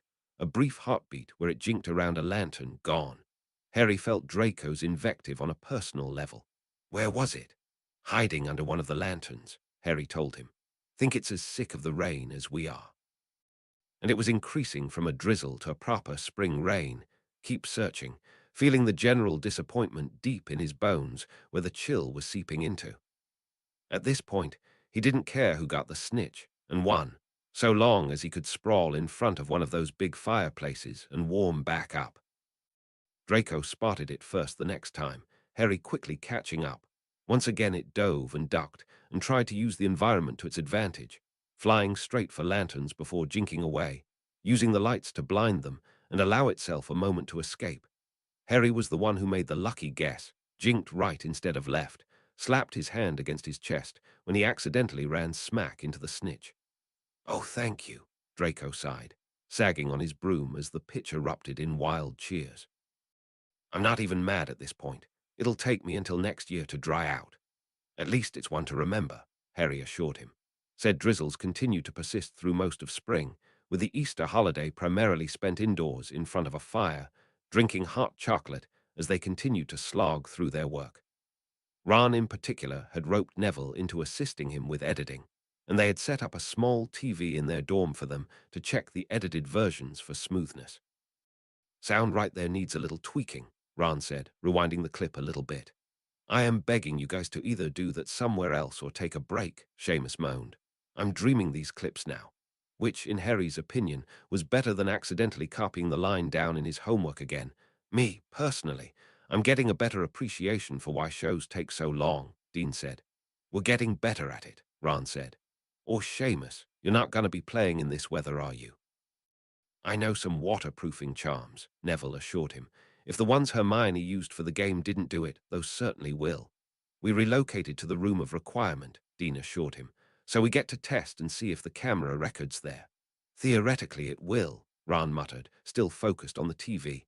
"If not, we need to get Hermione out of her work and try again." Snips chittered, flew over to land on Ron's head. "In a minute," Ron said, trying to wave him off. "Ron, the last time you did that you ended up with bloodshot eyes for days," Harry reminded him. "Take 20 minutes. "Oh, good grief," Ron groaned, stretching out flat on the floor as Neville staggered upright, apparently having lost the feeling in his legs. "We need to get some more people on this so I can delegate. This is killing me." "This is also why the end credits are so long," Dean observed. "You need more than 2 people on anything to do it with any economy." Harry agreed, grabbed his pirate book, and went to the chair under the window since it was officially break time. Thoughts on getting a pirate ship and just enchanting it, like yes, a disillusionment charm so the muggles don't see it, but also the rest of the ship so it mostly does the work itself. "That sounds kind of like the Durmstrang ship," Seamus said. "I knew it sounded familiar, so it can be done. And you can go underwater and burst up anywhere, there's a thought." "Brilliant, how do we go about it?" Neville rolled upright. "Let me check my books." "I thought we were on break," Ron said. "Remember the bit about if no one makes you do it, it's fun?" Harry asked him.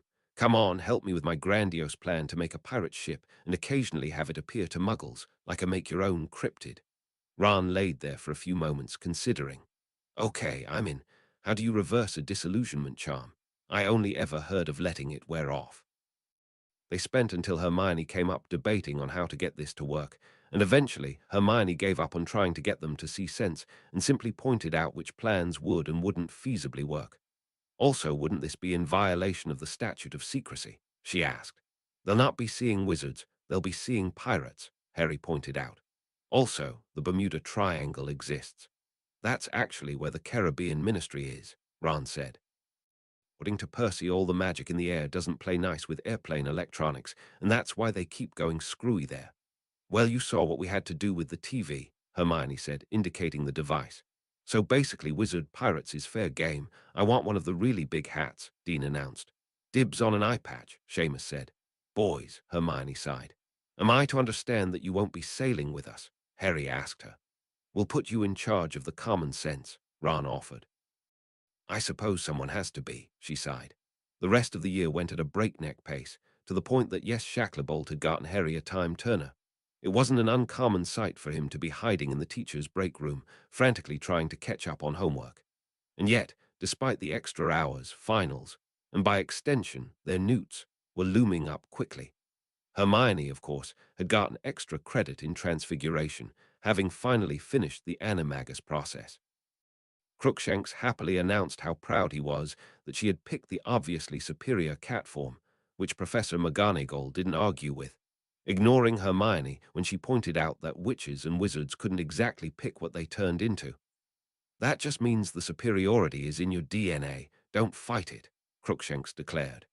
"I have both questions and concerns," Harry said to Snips. the both of them hanging from the rafters. I have a question to field by the divination teachers later, Ron said. Also a sudden urge to start chasing and barking. Don't even, Hermione said sternly. Much better, Crookshanks purred. Harry was also taking advantage of his bat form to make better time between classes, and the times Professor Slughorn let him take point in classes, Harry would hang from the rafters before class started, and then drop in once the bell rang, something he had made sure to practice elsewhere so he didn't end up face-planting or tipping headfirst into a cauldron. Snips would roll his eyes at these antics before focusing on making sure no one blew up their cauldrons, and in his spare time was working on a new potions book with Slughorn, to Harry's great amusement. Did you ever find out what Snips is? Slughorn asked him one day, busy going over notes with Snips in between classes. Because a whole species like him, well, that de-revolutionized the potions industry as a whole.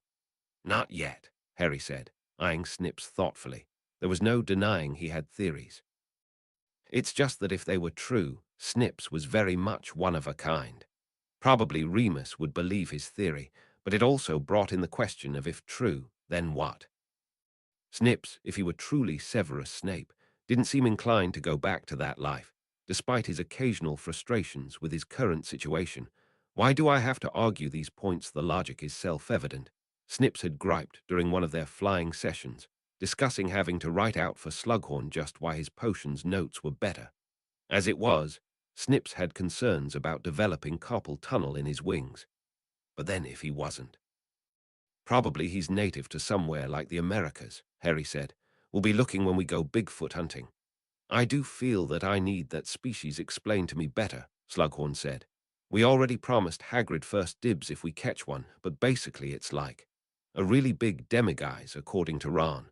Ah, I suppose everything's bigger in America. Considering one of the eastern states was the same size as the UK, and they only got bigger the further west one went, Harry was inclined to agree. It might take a few summers, Ron confirmed when Harry pointed this out. Chapter 110, in which wizard tests are nastily exhausting. Chapter text, and then it was time, the moments that Harry had been looking forward to and dreading in equal measure. The nastily exhausting wizard tests, aka newts, aka the end of his scholastic career at Hogwarts. Hopefully, he wasn't too keen on the idea of failing and potentially having to retake the exams. Hermione was regularly having nightmares to that effect, and wasn't the only one, leading Madame Pomfrey to stocking and distributing dreamless sleep potions. Suspected that could potentially be his fate, considering they were called nastily exhausting tests. Crabbe and Goyle, honestly, were the only ones who seemed zen about the whole thing. You don't need to pass an exam to run a bakery or play gobstones or organize group events, Goyle insisted at breakfast. Unless that's what the health inspector is, Crabbe added. That's what Blaise is for. Harry and a few others looked pointedly at Blaise. I might have offered to disappear the guy if he gives them a hard time, Blaise admitted. You people misunderstand how much I want this bakery. I need something nice to be focused on at the other end of these exams. Graduating isn't enough of a motivator, Dean asked. No, because then I have to get a job and be an adult. I want the bakery. Fair enough, Seamus said. Now why do we have a bunch of Slytherins at the table? You're not even wearing Gryffindor colors and pretending to be your lost twins. This time next month it's going to all be over. I don't care anymore, Malfoy said flatly. What are they going to do? Not let me take my exams? It's a school. This is fair, Ron decided, tipping his goblet before taking a hearty swig. Also, before the exams start, I'm going to need to see your vial of Felix Felicis, Hermione said to Harry. Why intend on using it, making sure you boys didn't? In retrospect, we really should have before raiding Malfoy Manor, Harry said, resting his chin on his fist. That would have helped, why didn't we? Malfoy demanded. Did you remember it? Fair, Malfoy muttered. The next week saw confirmation from several teachers about potential apprenticeships. From themselves or others, students would get confirmation in the mail sometime after their newt results came in. And the week after that had the examiners from the ministry coming in. That meant it was time. Come flood or famine, it would soon all be over. Just in case I don't make it, I'm leaving you to Professor Slughorn, Harry told Snips the night before the exams, prompting a rather offended squint from the familiar. Yes, I'm aware, but this is a just-in-case thing. Someone has to feed you. Snips made a disparaging noise at that, crossing his wings and looking away sharply, but didn't otherwise argue or sabotage Harry's things. Not that Harry thought he would, but he was definitely expecting ink in his socks later, should everything go well. What followed smacked rather closely to how his owls went, barring dramatic fainting from false visions. Fortunately, the source had been removed, and Harry had once again learned Parseltongue due to the correspondence course. Frequently, Harry felt more certain of his practical work over his theory work, although with both potions and defense they were fairly equal. "Oh, I'm certain Mr. Potter will do well," he overheard Professor Slughorn telling an examiner one evening, "seeing as he helps me teach the class." "Oh, you too?" Shacklebolt asked, laughing. "Yes, I know he's wanting the defense position, but I'm hoping I can talk him into teaching potions instead so I can go back to retirement. Come off it, you like teaching too much. Well, if Mr. Crabbe and Mr. Goyle get that bakery going, I might have elsewhere to spend my time." Transfiguration and charms had Harry gritting his teeth hard enough to crack them. Madame Pomfrey had more than a few cases of that to tend to, and while he didn't think he did too badly with astronomy, he felt that the herbology practical ended up being more life-threatening than care of magical creatures, considering, yes, they were dealing with repotting man-eating plants. Care of magical creatures, meantime, involved identifying which magical creatures were being adjacent, as opposed to straight creatures, and how to conduct oneself with them. Harry suspected the examiners weren't expecting strike up a conversation as part of that. "Oh, but certainly Perseus thinks that," the Sphinx Isis, whom Harry remembered from first year, said, waving a paw dismissively at the manticore. "But then again, he and I have entirely different opinions about how to play with our food. That reminds me, I was meaning to ask you this if I ever ran into you again," Harry said to her. "I know sphinxes are all about riddles, but how do they feel about puns? Give me an example. What does a beast style their hair with?" Isis pondered this, ended up pacing around Perseus as she considered it, to the point Perseus finally said, "Well, since I don't have all day and know how puns work, what do they style their hair with?" "A honeycomb," Harry told him. Isis sat abruptly, looking dumbfounded at the answer, suddenly barked out a laugh. Oh, I'm going to have to remember that one. What others do you have?" "Me, I have one," Boris said, waving a leg at her. "Why do spiders like the internet?" "Excuse me," the examiner, who likely lost at rock, paper, scissors, said, mincing over.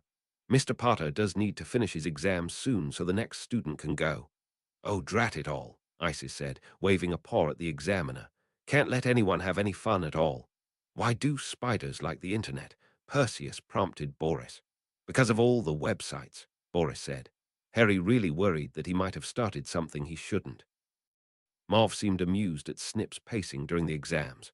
"Are you going to be this way during his job interviews too?" she asked.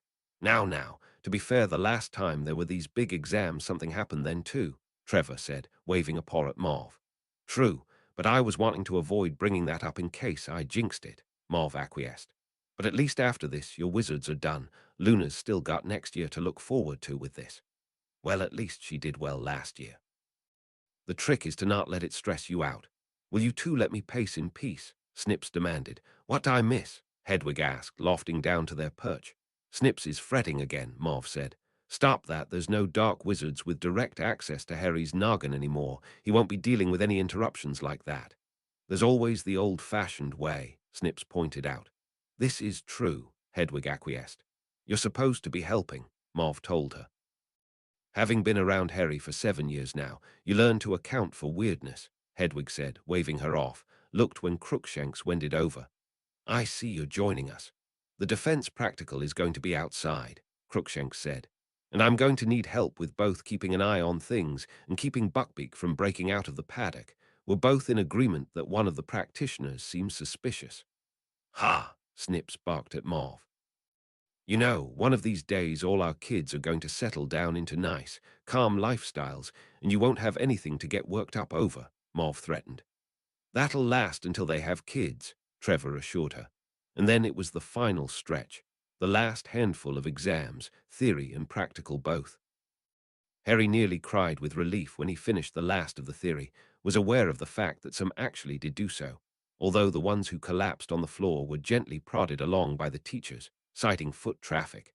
As for the practical, Harry felt it was rather thematic that not only was it the last of them, but that it was something Remus and Sirius had set up.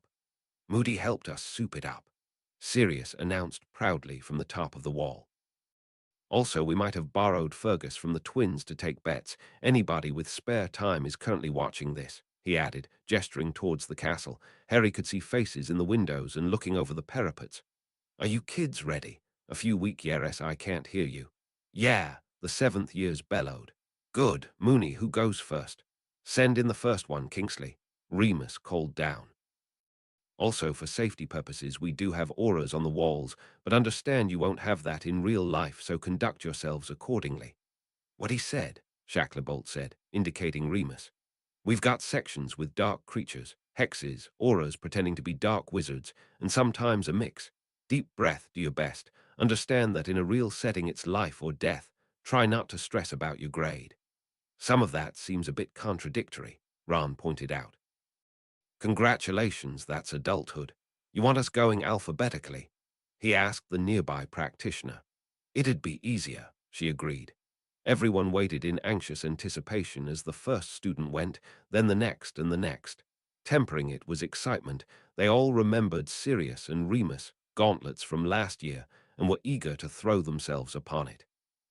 Harry and Ron, alongside several Gryffindors, whooped when Hermione's turn came up, and even the Slytherins brought themselves to clap politely as she went. Neville's went much the same. Okay, Shacklebolt said when Harry's turn came up. You already heard me give the drill, so you know what to do. Deep breath. Throttle the panic if it tries to choke you. Ready? Harry nodded, jaw tight, ran through the doors when the horn sounded. Inside sounded much like how the participants of the Triwizard Tournament reported the maze sounded like, muffled to the point of smothering. And despite everything, Harry had to give them points for the atmosphere. Revelio, he hissed, staying next to the wall but not touching it, eyeing the ground for potential traps.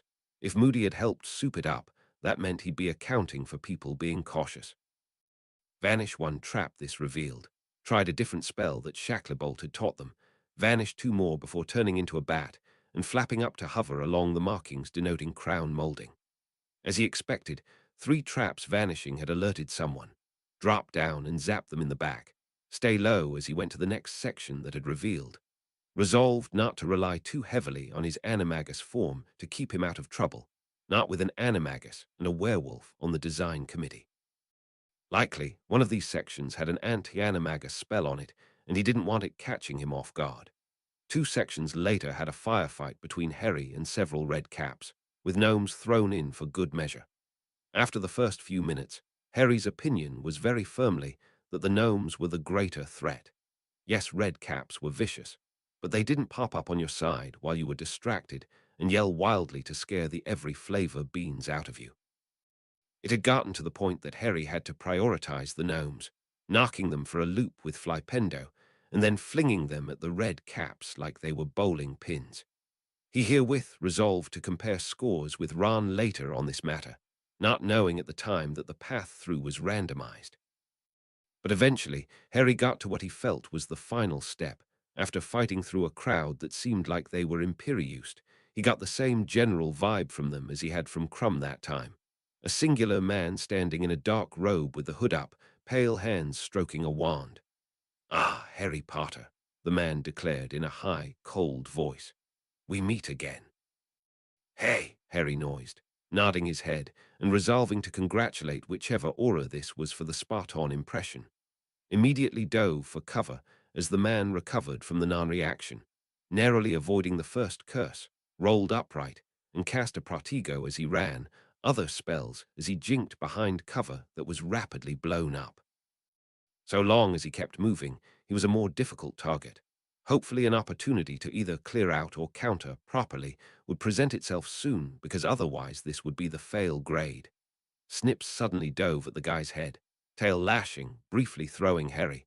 Of anybody, he wouldn't have pegged Snips for interference, which was when Hedwig swooped down and jinked hard to the side, letting go of a plant Harry recognized from herbology as one that exploded upon impact. ducked down to avoid the debris. "Awry, Harry, get out here." It was like a sudden rush of noise flooded in, not unlike when Muffliato was cancelled out. Look to see Sirius dodging spells and fighting. Others cast the revealing spells just to make sure he wasn't being bamboozled before diving headlong in, sending something else flying the other way, so the dark wizard was distracted. Tumbled out into a war zone, students and familiar faces fighting people in Death Eater outfits, more students running pell-mell into the fray and bellowing. Figured there was nothing for it. If it was part of the exam or not, he couldn't just let his friends face this on their own. Dodged away from someone trying to get him from behind. Person going down howling as Ron interior form bit down on his calf. Down more percussively to a point-blank stupefy. Chaos everywhere as familiars joined in, and Hermione and Malfoy were back-to-back firing hexes. Ginny stooping down on a broom and leading a whole fleet as she fired her bat bogey hex. The others not wanting to miss out and firing jinxes of their own. So what happened? Harry decided to ask Ron the moment they had something resembling breathing room. No clue, just bedlam, Ron panted, wiping his mouth as he fired off another hex. Talk to Perse. Think the ministry workers all cracked. A bolt of lightning striking as he realized that, yes, he was right about those auras being imperieused. And then the dark wizard came out, throwing his hood back dramatically as he swung his wand, disrupting the whole fight and revealing himself as Voldemort. "Potter," Voldemort bellowed, scanning the battle that no one dared to slack off on. "Come out and fight me, you coward." "While I got him distracted, you go around behind and bite him in the rear," Harry said once he recovered. "Why couldn't I have been a horse?" Ron sighed. Harry could understand that complaint, but had none about either of their small sizes. Leaped out from behind the bush to bark, "Hey, Valdi," and distract from Ron darting the other way in terrier form, dove and flitted away as a bat as the first curse flew his way, diving to the ground and rolling back upright behind a fresh bit of cover to fire Expelliarmus at Voldemort. "Stay still and fight me like a man," Voldemort hollered. "At least you waited until I was a man this time." Harry called back, fired a shield spell to deflect a hex off of his friends, gauged his distance. He would have to face him. In this situation, the simple fact of the matter was that if he didn't, Voldemort would just start killing his friends, and he couldn't tolerate that. Finally decide to do the noble thing, did we?" Voldemort demanded as Harry circled out, arms wide to show that, yes, he was here. "How did you even get loose?" Harry demanded, wary of any chance of chicanery. "You think any mere prison could hold me?" "I did have hopes. Also that you would find a better hobby." Could tell his attitude was incensing Voldemort.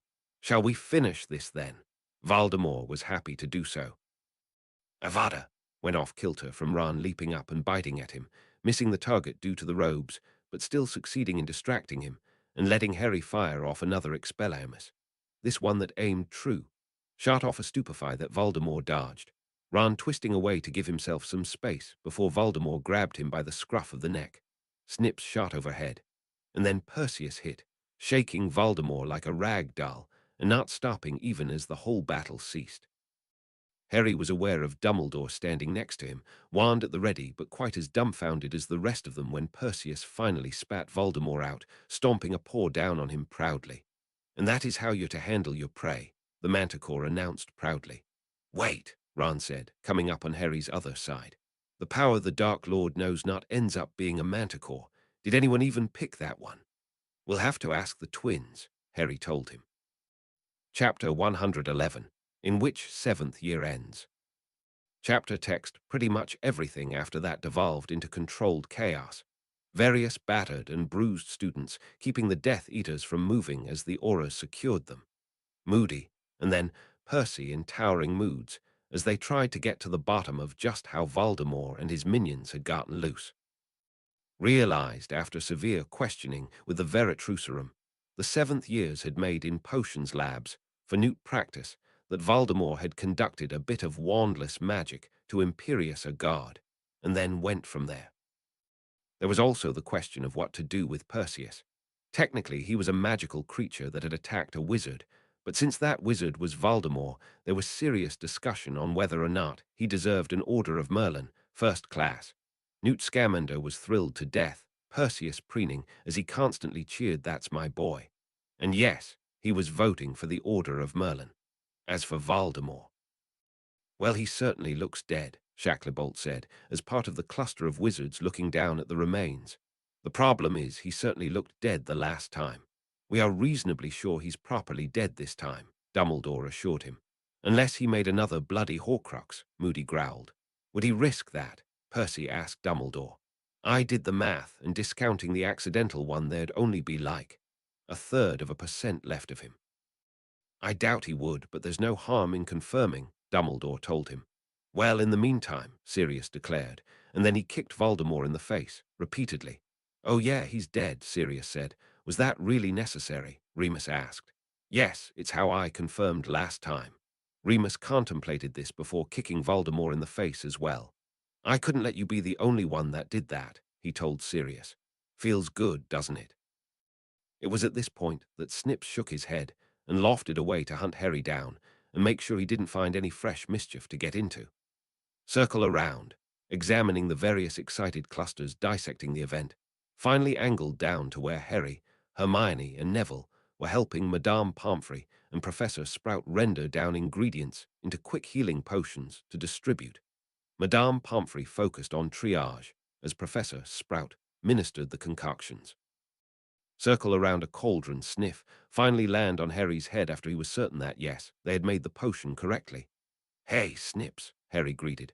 Okay, my next question, Ron said, currently getting bandaged up by another 7th year. Can we film inside a pensive? Because if we can, then I've got some epic filming to do. I too want to know this, a Hufflepuff agreed. Well, you can certainly find out later, Madame Pomfrey said, huffed in Harry's general direction. You couldn't end the year without getting into trouble, could you? Go big or go home, Harry said. The end result could be considered a success for both the Defense Club and Sirius and Remus teachings. Very few people had actually gotten hit by the worst hexes, and special mention had to go to the Hufflepuffs, who had gone full tilt with Moody's survivalist teachings and absolutely decimated the Death Eaters they had gone up against. Apparently, dark wizards were not prepared for ghillie suits threaded with demiguise hair. It was also worth noting the Slytherins who had squared off against the Death Eaters, a charge led by, of all people, Crabbe and Goyle. Reportedly, their fathers had hesitated at hexing their own children and ended up tackled to the ground by them, a combo of stupefy and right hooks keeping them down as the suns came back up swinging, by which point the rest of the school had crashed upon the Death Eaters. Especially worth mentioning were the house elves.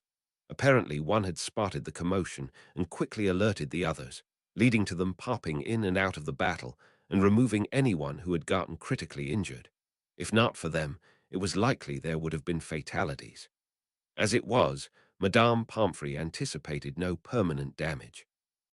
Sirius, meanwhile, anticipated that everyone who participated in that particular battle would end up with outstanding grades. As he put it, you couldn't do much better than actually fighting dark wizards and winning on top of that. So that's one grade we don't have to worry about, Harry told his friends. You know that's not going to stop her, Ron said, indicating Hermione. That's true. What are you going to do when you don't have to fret about grades anymore? I'll cross that bridge when I get to it, Hermione said. That won't be until June, though, and we did it, didn't we? It's over. Yes, Ron gusted, looked fondly up at the castle. I am gonna miss the place, though. Maybe I'll see if Dumbledore wants to do correspondence courses that give me an excuse to hang around and not worry about homework. What? Hermione asked, looked at the castle, back at them. Well, yes, I suppose that counts, but I more meant, you know who. We're pretty sure he's dead this time, Hermione. You can say the name now, Harry told her. Aye, that's true, she admitted. And I ran the same numbers as Percy did. If he did make another Horcrux, there'd be far too little to actually amount to anything. So that's both the power that the Dark Lord knows not, and neither can live while the other survives squared away, Ron decided, looked at Harry and held up his camera. Ready to live it up in the Caribbean. I have been ready, Harry said, grinning. Their last few days at Hogwarts were spent as productively possible, with the knowledge that this would likely be the last time many of them would ever see the place. Promises were extracted for missives and arranging to stay in touch, many agreeing to arrange meetings in Crabbe and Goyle's bakery. The two had gotten the funding from a combination of Sirius and the twins, who agreed about the need for wizards of baking talents, and a location on Diagon Alley, and had even secured the assistance of Winky through Creature, who had talked her into the job, as you will be in service to two very old and powerful families this way, being a noble prospect for a house elf of your age. Crabbe and Goyle had been entertainingly serious when they quizzed Winky on her talents in kitchen work, and she ended up negotiating them down from the initial salary they were wanting to pay her, having been softened to the notion by her employment at Hogwarts. Sirs may renegotiate once they've been established, Winky offered. The leaving feast was as spectacular as they could have hoped, Dumbledore complimenting everyone on their prompt responses to danger and their care towards their schoolmates' safety, as well as your ability to work as a team. As such, it seems rather finicky to award the House Cup to a singular house this year, he said, patting the object. As such, for the first time in, what was it, Minerva, 500 years, all four houses win. Congratulations, one and all, and for those returning, we promise that next year won't be as explosive. Can we really promise that? Professor McGonagall asked him in an aside. Perhaps not. Well, we promise that there won't be any battles involving dark wizards next year. We hope. We do, but the chances will likely be phenomenally low. But never zero, someone called out. The train ride home was bittersweet, final goodbyes, and promised to write wrung out of those precious last few moments together, Harry pausing when they finally reached home, having to finally take a moment and process everything that happened. Waved the others on, Draco happily chattering with his parents as he detailed his plan for the books they were going to publish. Looked out over the terrain in the evening light, trying to figure out how he felt about that portion of his life closing, knowing he could look forward without that spectre of Voldemort hanging over his head. Had he really given thinking about a future without that looming over him a try? No, and perhaps that was what was truly meant by neither can live while the other survives. With that gone, the potential of his life was flooding in with no end in sight. Ciara. And then there's you, Harry said, smiling at Snips, still perched on his shoulder and eyeing him. We still don't know what you are, but I have a suspicion that he was, in fact, the old potions professor. But it doesn't matter, does it? If we found a way to change you back, would you take it? Snips very pointedly shook his head no. I didn't think so, Harry said, leaning on the wall and breathing deep of the late spring air. Soon summer would be here, and his grades, and then the matter of an apprenticeship and trips to the Caribbean and the States, and so much else that was now open to him. What do you say, Snips? Ready for another adventure? Snips, resigned sigh, said it all. Chapter 112, in which life is an adventure. Chapter text. There were many developments over the summer. Grades getting laminated and mounted on the wall, apprenticeships starting, the Burley Bakery opening on Diagon Alley. Harry's summer quickly resembled his last several school years, happily busy without him having to deal with anything untoward for once. The Malfoys, now that they were out of the dark wizard business, were turning their attention towards cleaning up Nocturne Alley, as Fred and George said. There went the neighborhood. Draco got their first book published and required Harry and Ron to show up with him to the book signing at Flourish and Blatz, to the amusement of Harry's patron, Morwenna Brew. And here Horace assured me you were down to earth. She laughed when Harry told her. I'm sorry, Harry said. I was secretly an author the whole time. Morwenna was a younger potions master in her late 30s and had approved of Harry's desire to go to the Caribbean to hunt pirates, since she and a band of her friends had explored the Amazon extensively in her 20s. We do intend to go back. You might accompany us then, she told him. There's plenty of unusual potions, ingredients there. And let me know when you do intend to go to the Caribbean. I'll give you a list of potions, ingredients to smuggle past customs. So you want me to become the pirate we're hunting, is that it? Harry laughed. Ron also started gaining traction as a movie maker, and his run of how-to movies were quickly becoming popular. Fred and George gave him a little stand to sell the tapes on, had to quickly expand it into its own cubby when those started selling like hotcakes. Ah, Ronnie, you've done joined the family business. Fred and George cheered, bouncing up and down with Ron in the center. Also, we need another 100 of the Flipendo how-tos, George added. Those are really selling. Apparently showing that it's good against gnomes is what did it. That first year was honestly spent getting their feet under them and catching up with the demands of their chosen fields, evenings spent with Draco as they worked on their next book, making sure it was ready for publication next year. I was honestly expecting adulthood to be a little less insane, Ron said during lunch at the Burley Bakery one day. I asked Sirius and Remus. Remus told me that adulthood was a never-ending litany of, and once I get that done then I can relax, Harry reported. Sirius and I agree that that didn't fill us with a lot of hope. One of these days we'll be able to rest on our laurels, Draco said, looked up when Hermione came in. Finally decided to join us. Sorry, paperwork, Hermione said, sitting down. I know Percy warned me, but I still wasn't expecting so much to deal with per day. But are you enjoying yourself? Harry asked her. Oh, definitely. Let me tell you what we've been working on. Harry listened, not quite paying attention, scanning the bakery that had by necessity already been expanded. Could see Crab and Goyle in the back with the fresh pastries. Winky busy with the soup pots on the stove. Bread bowls were a new addition that were selling like mad as the weather turned cold again. And Snips mingling with other familiars on a ledge with a railing that ran about the entirety of the bakery above eye level. Several of their former schoolmates were eating lunch here as well, having also secured jobs on Diagon Alley and increasingly into Nocturne as the Malfoys gentrified it. The atmosphere and lighting warm as an autumn storm rattled down the alley. It was nice and cozy, and Harry would be happy to spend his years just like this. They finally secured the trip to the Caribbean for the next spring. Ms. Brew alerted ahead of time. Harry got a list and an admonition to have fun for his trouble. Have a nice trip. Do not cause an international incident, Percy warned them at the Floo gates.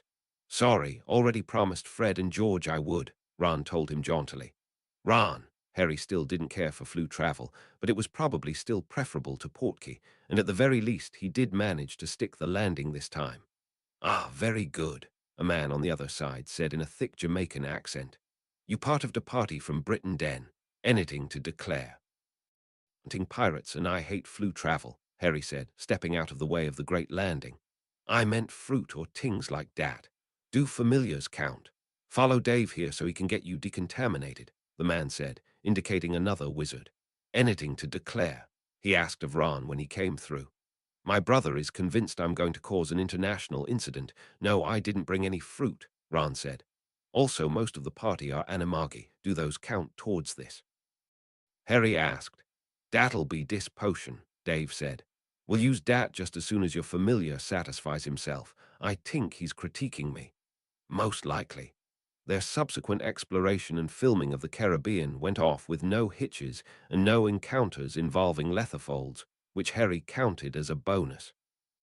Travel between islands trended between broomsticks and boats depending upon the day, and nights were spent camped on the beaches so long as weather permitted.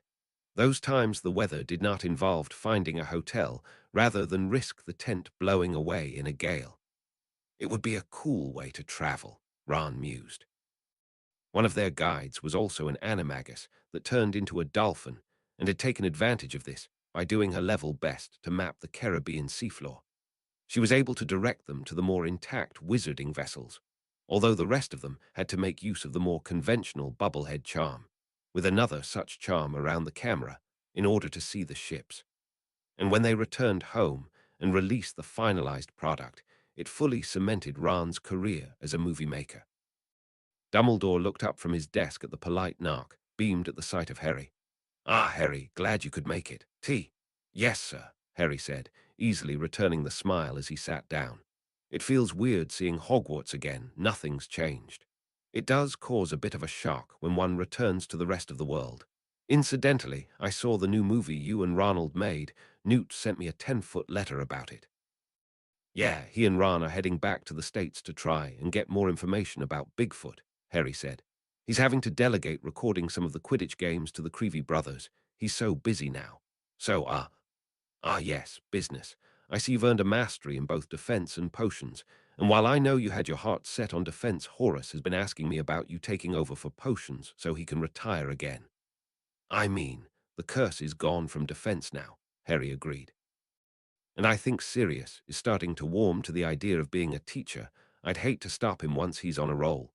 So if I were to offer you the position of potions teacher, would you be too terribly disappointed? No, I don't think so, Harry admitted.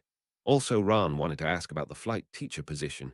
He thinks he might finally get some spare time by the time Madame Hooch is finally ready to retire.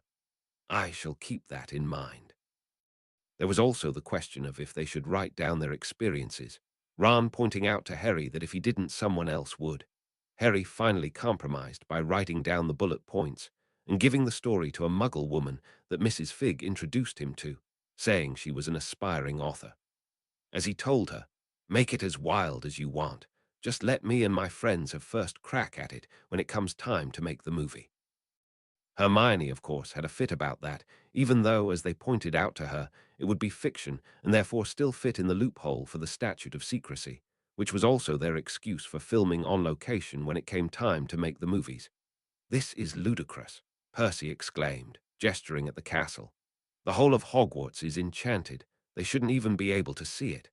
"We asked Percy to help with immersion," Ron told the Muggles.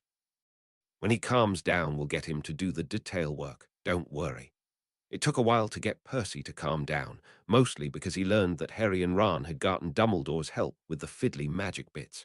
The end result, as was the end result with the books, was a much more serious event, but Harry was happy with the end product.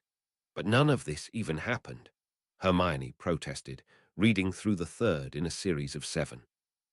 "And that's why it isn't a violation of the statute of secrecy," Harry told her. "Incidentally, are you going snorkack hunting with us this year?" Possibly the main issue that they accidentally created was a whole generation of Muggle-borns that had read the books and then came to Hogwarts, but it was fun to see their overawed expressions and the way they grabbed each other going, "It's real. Hogwarts is real.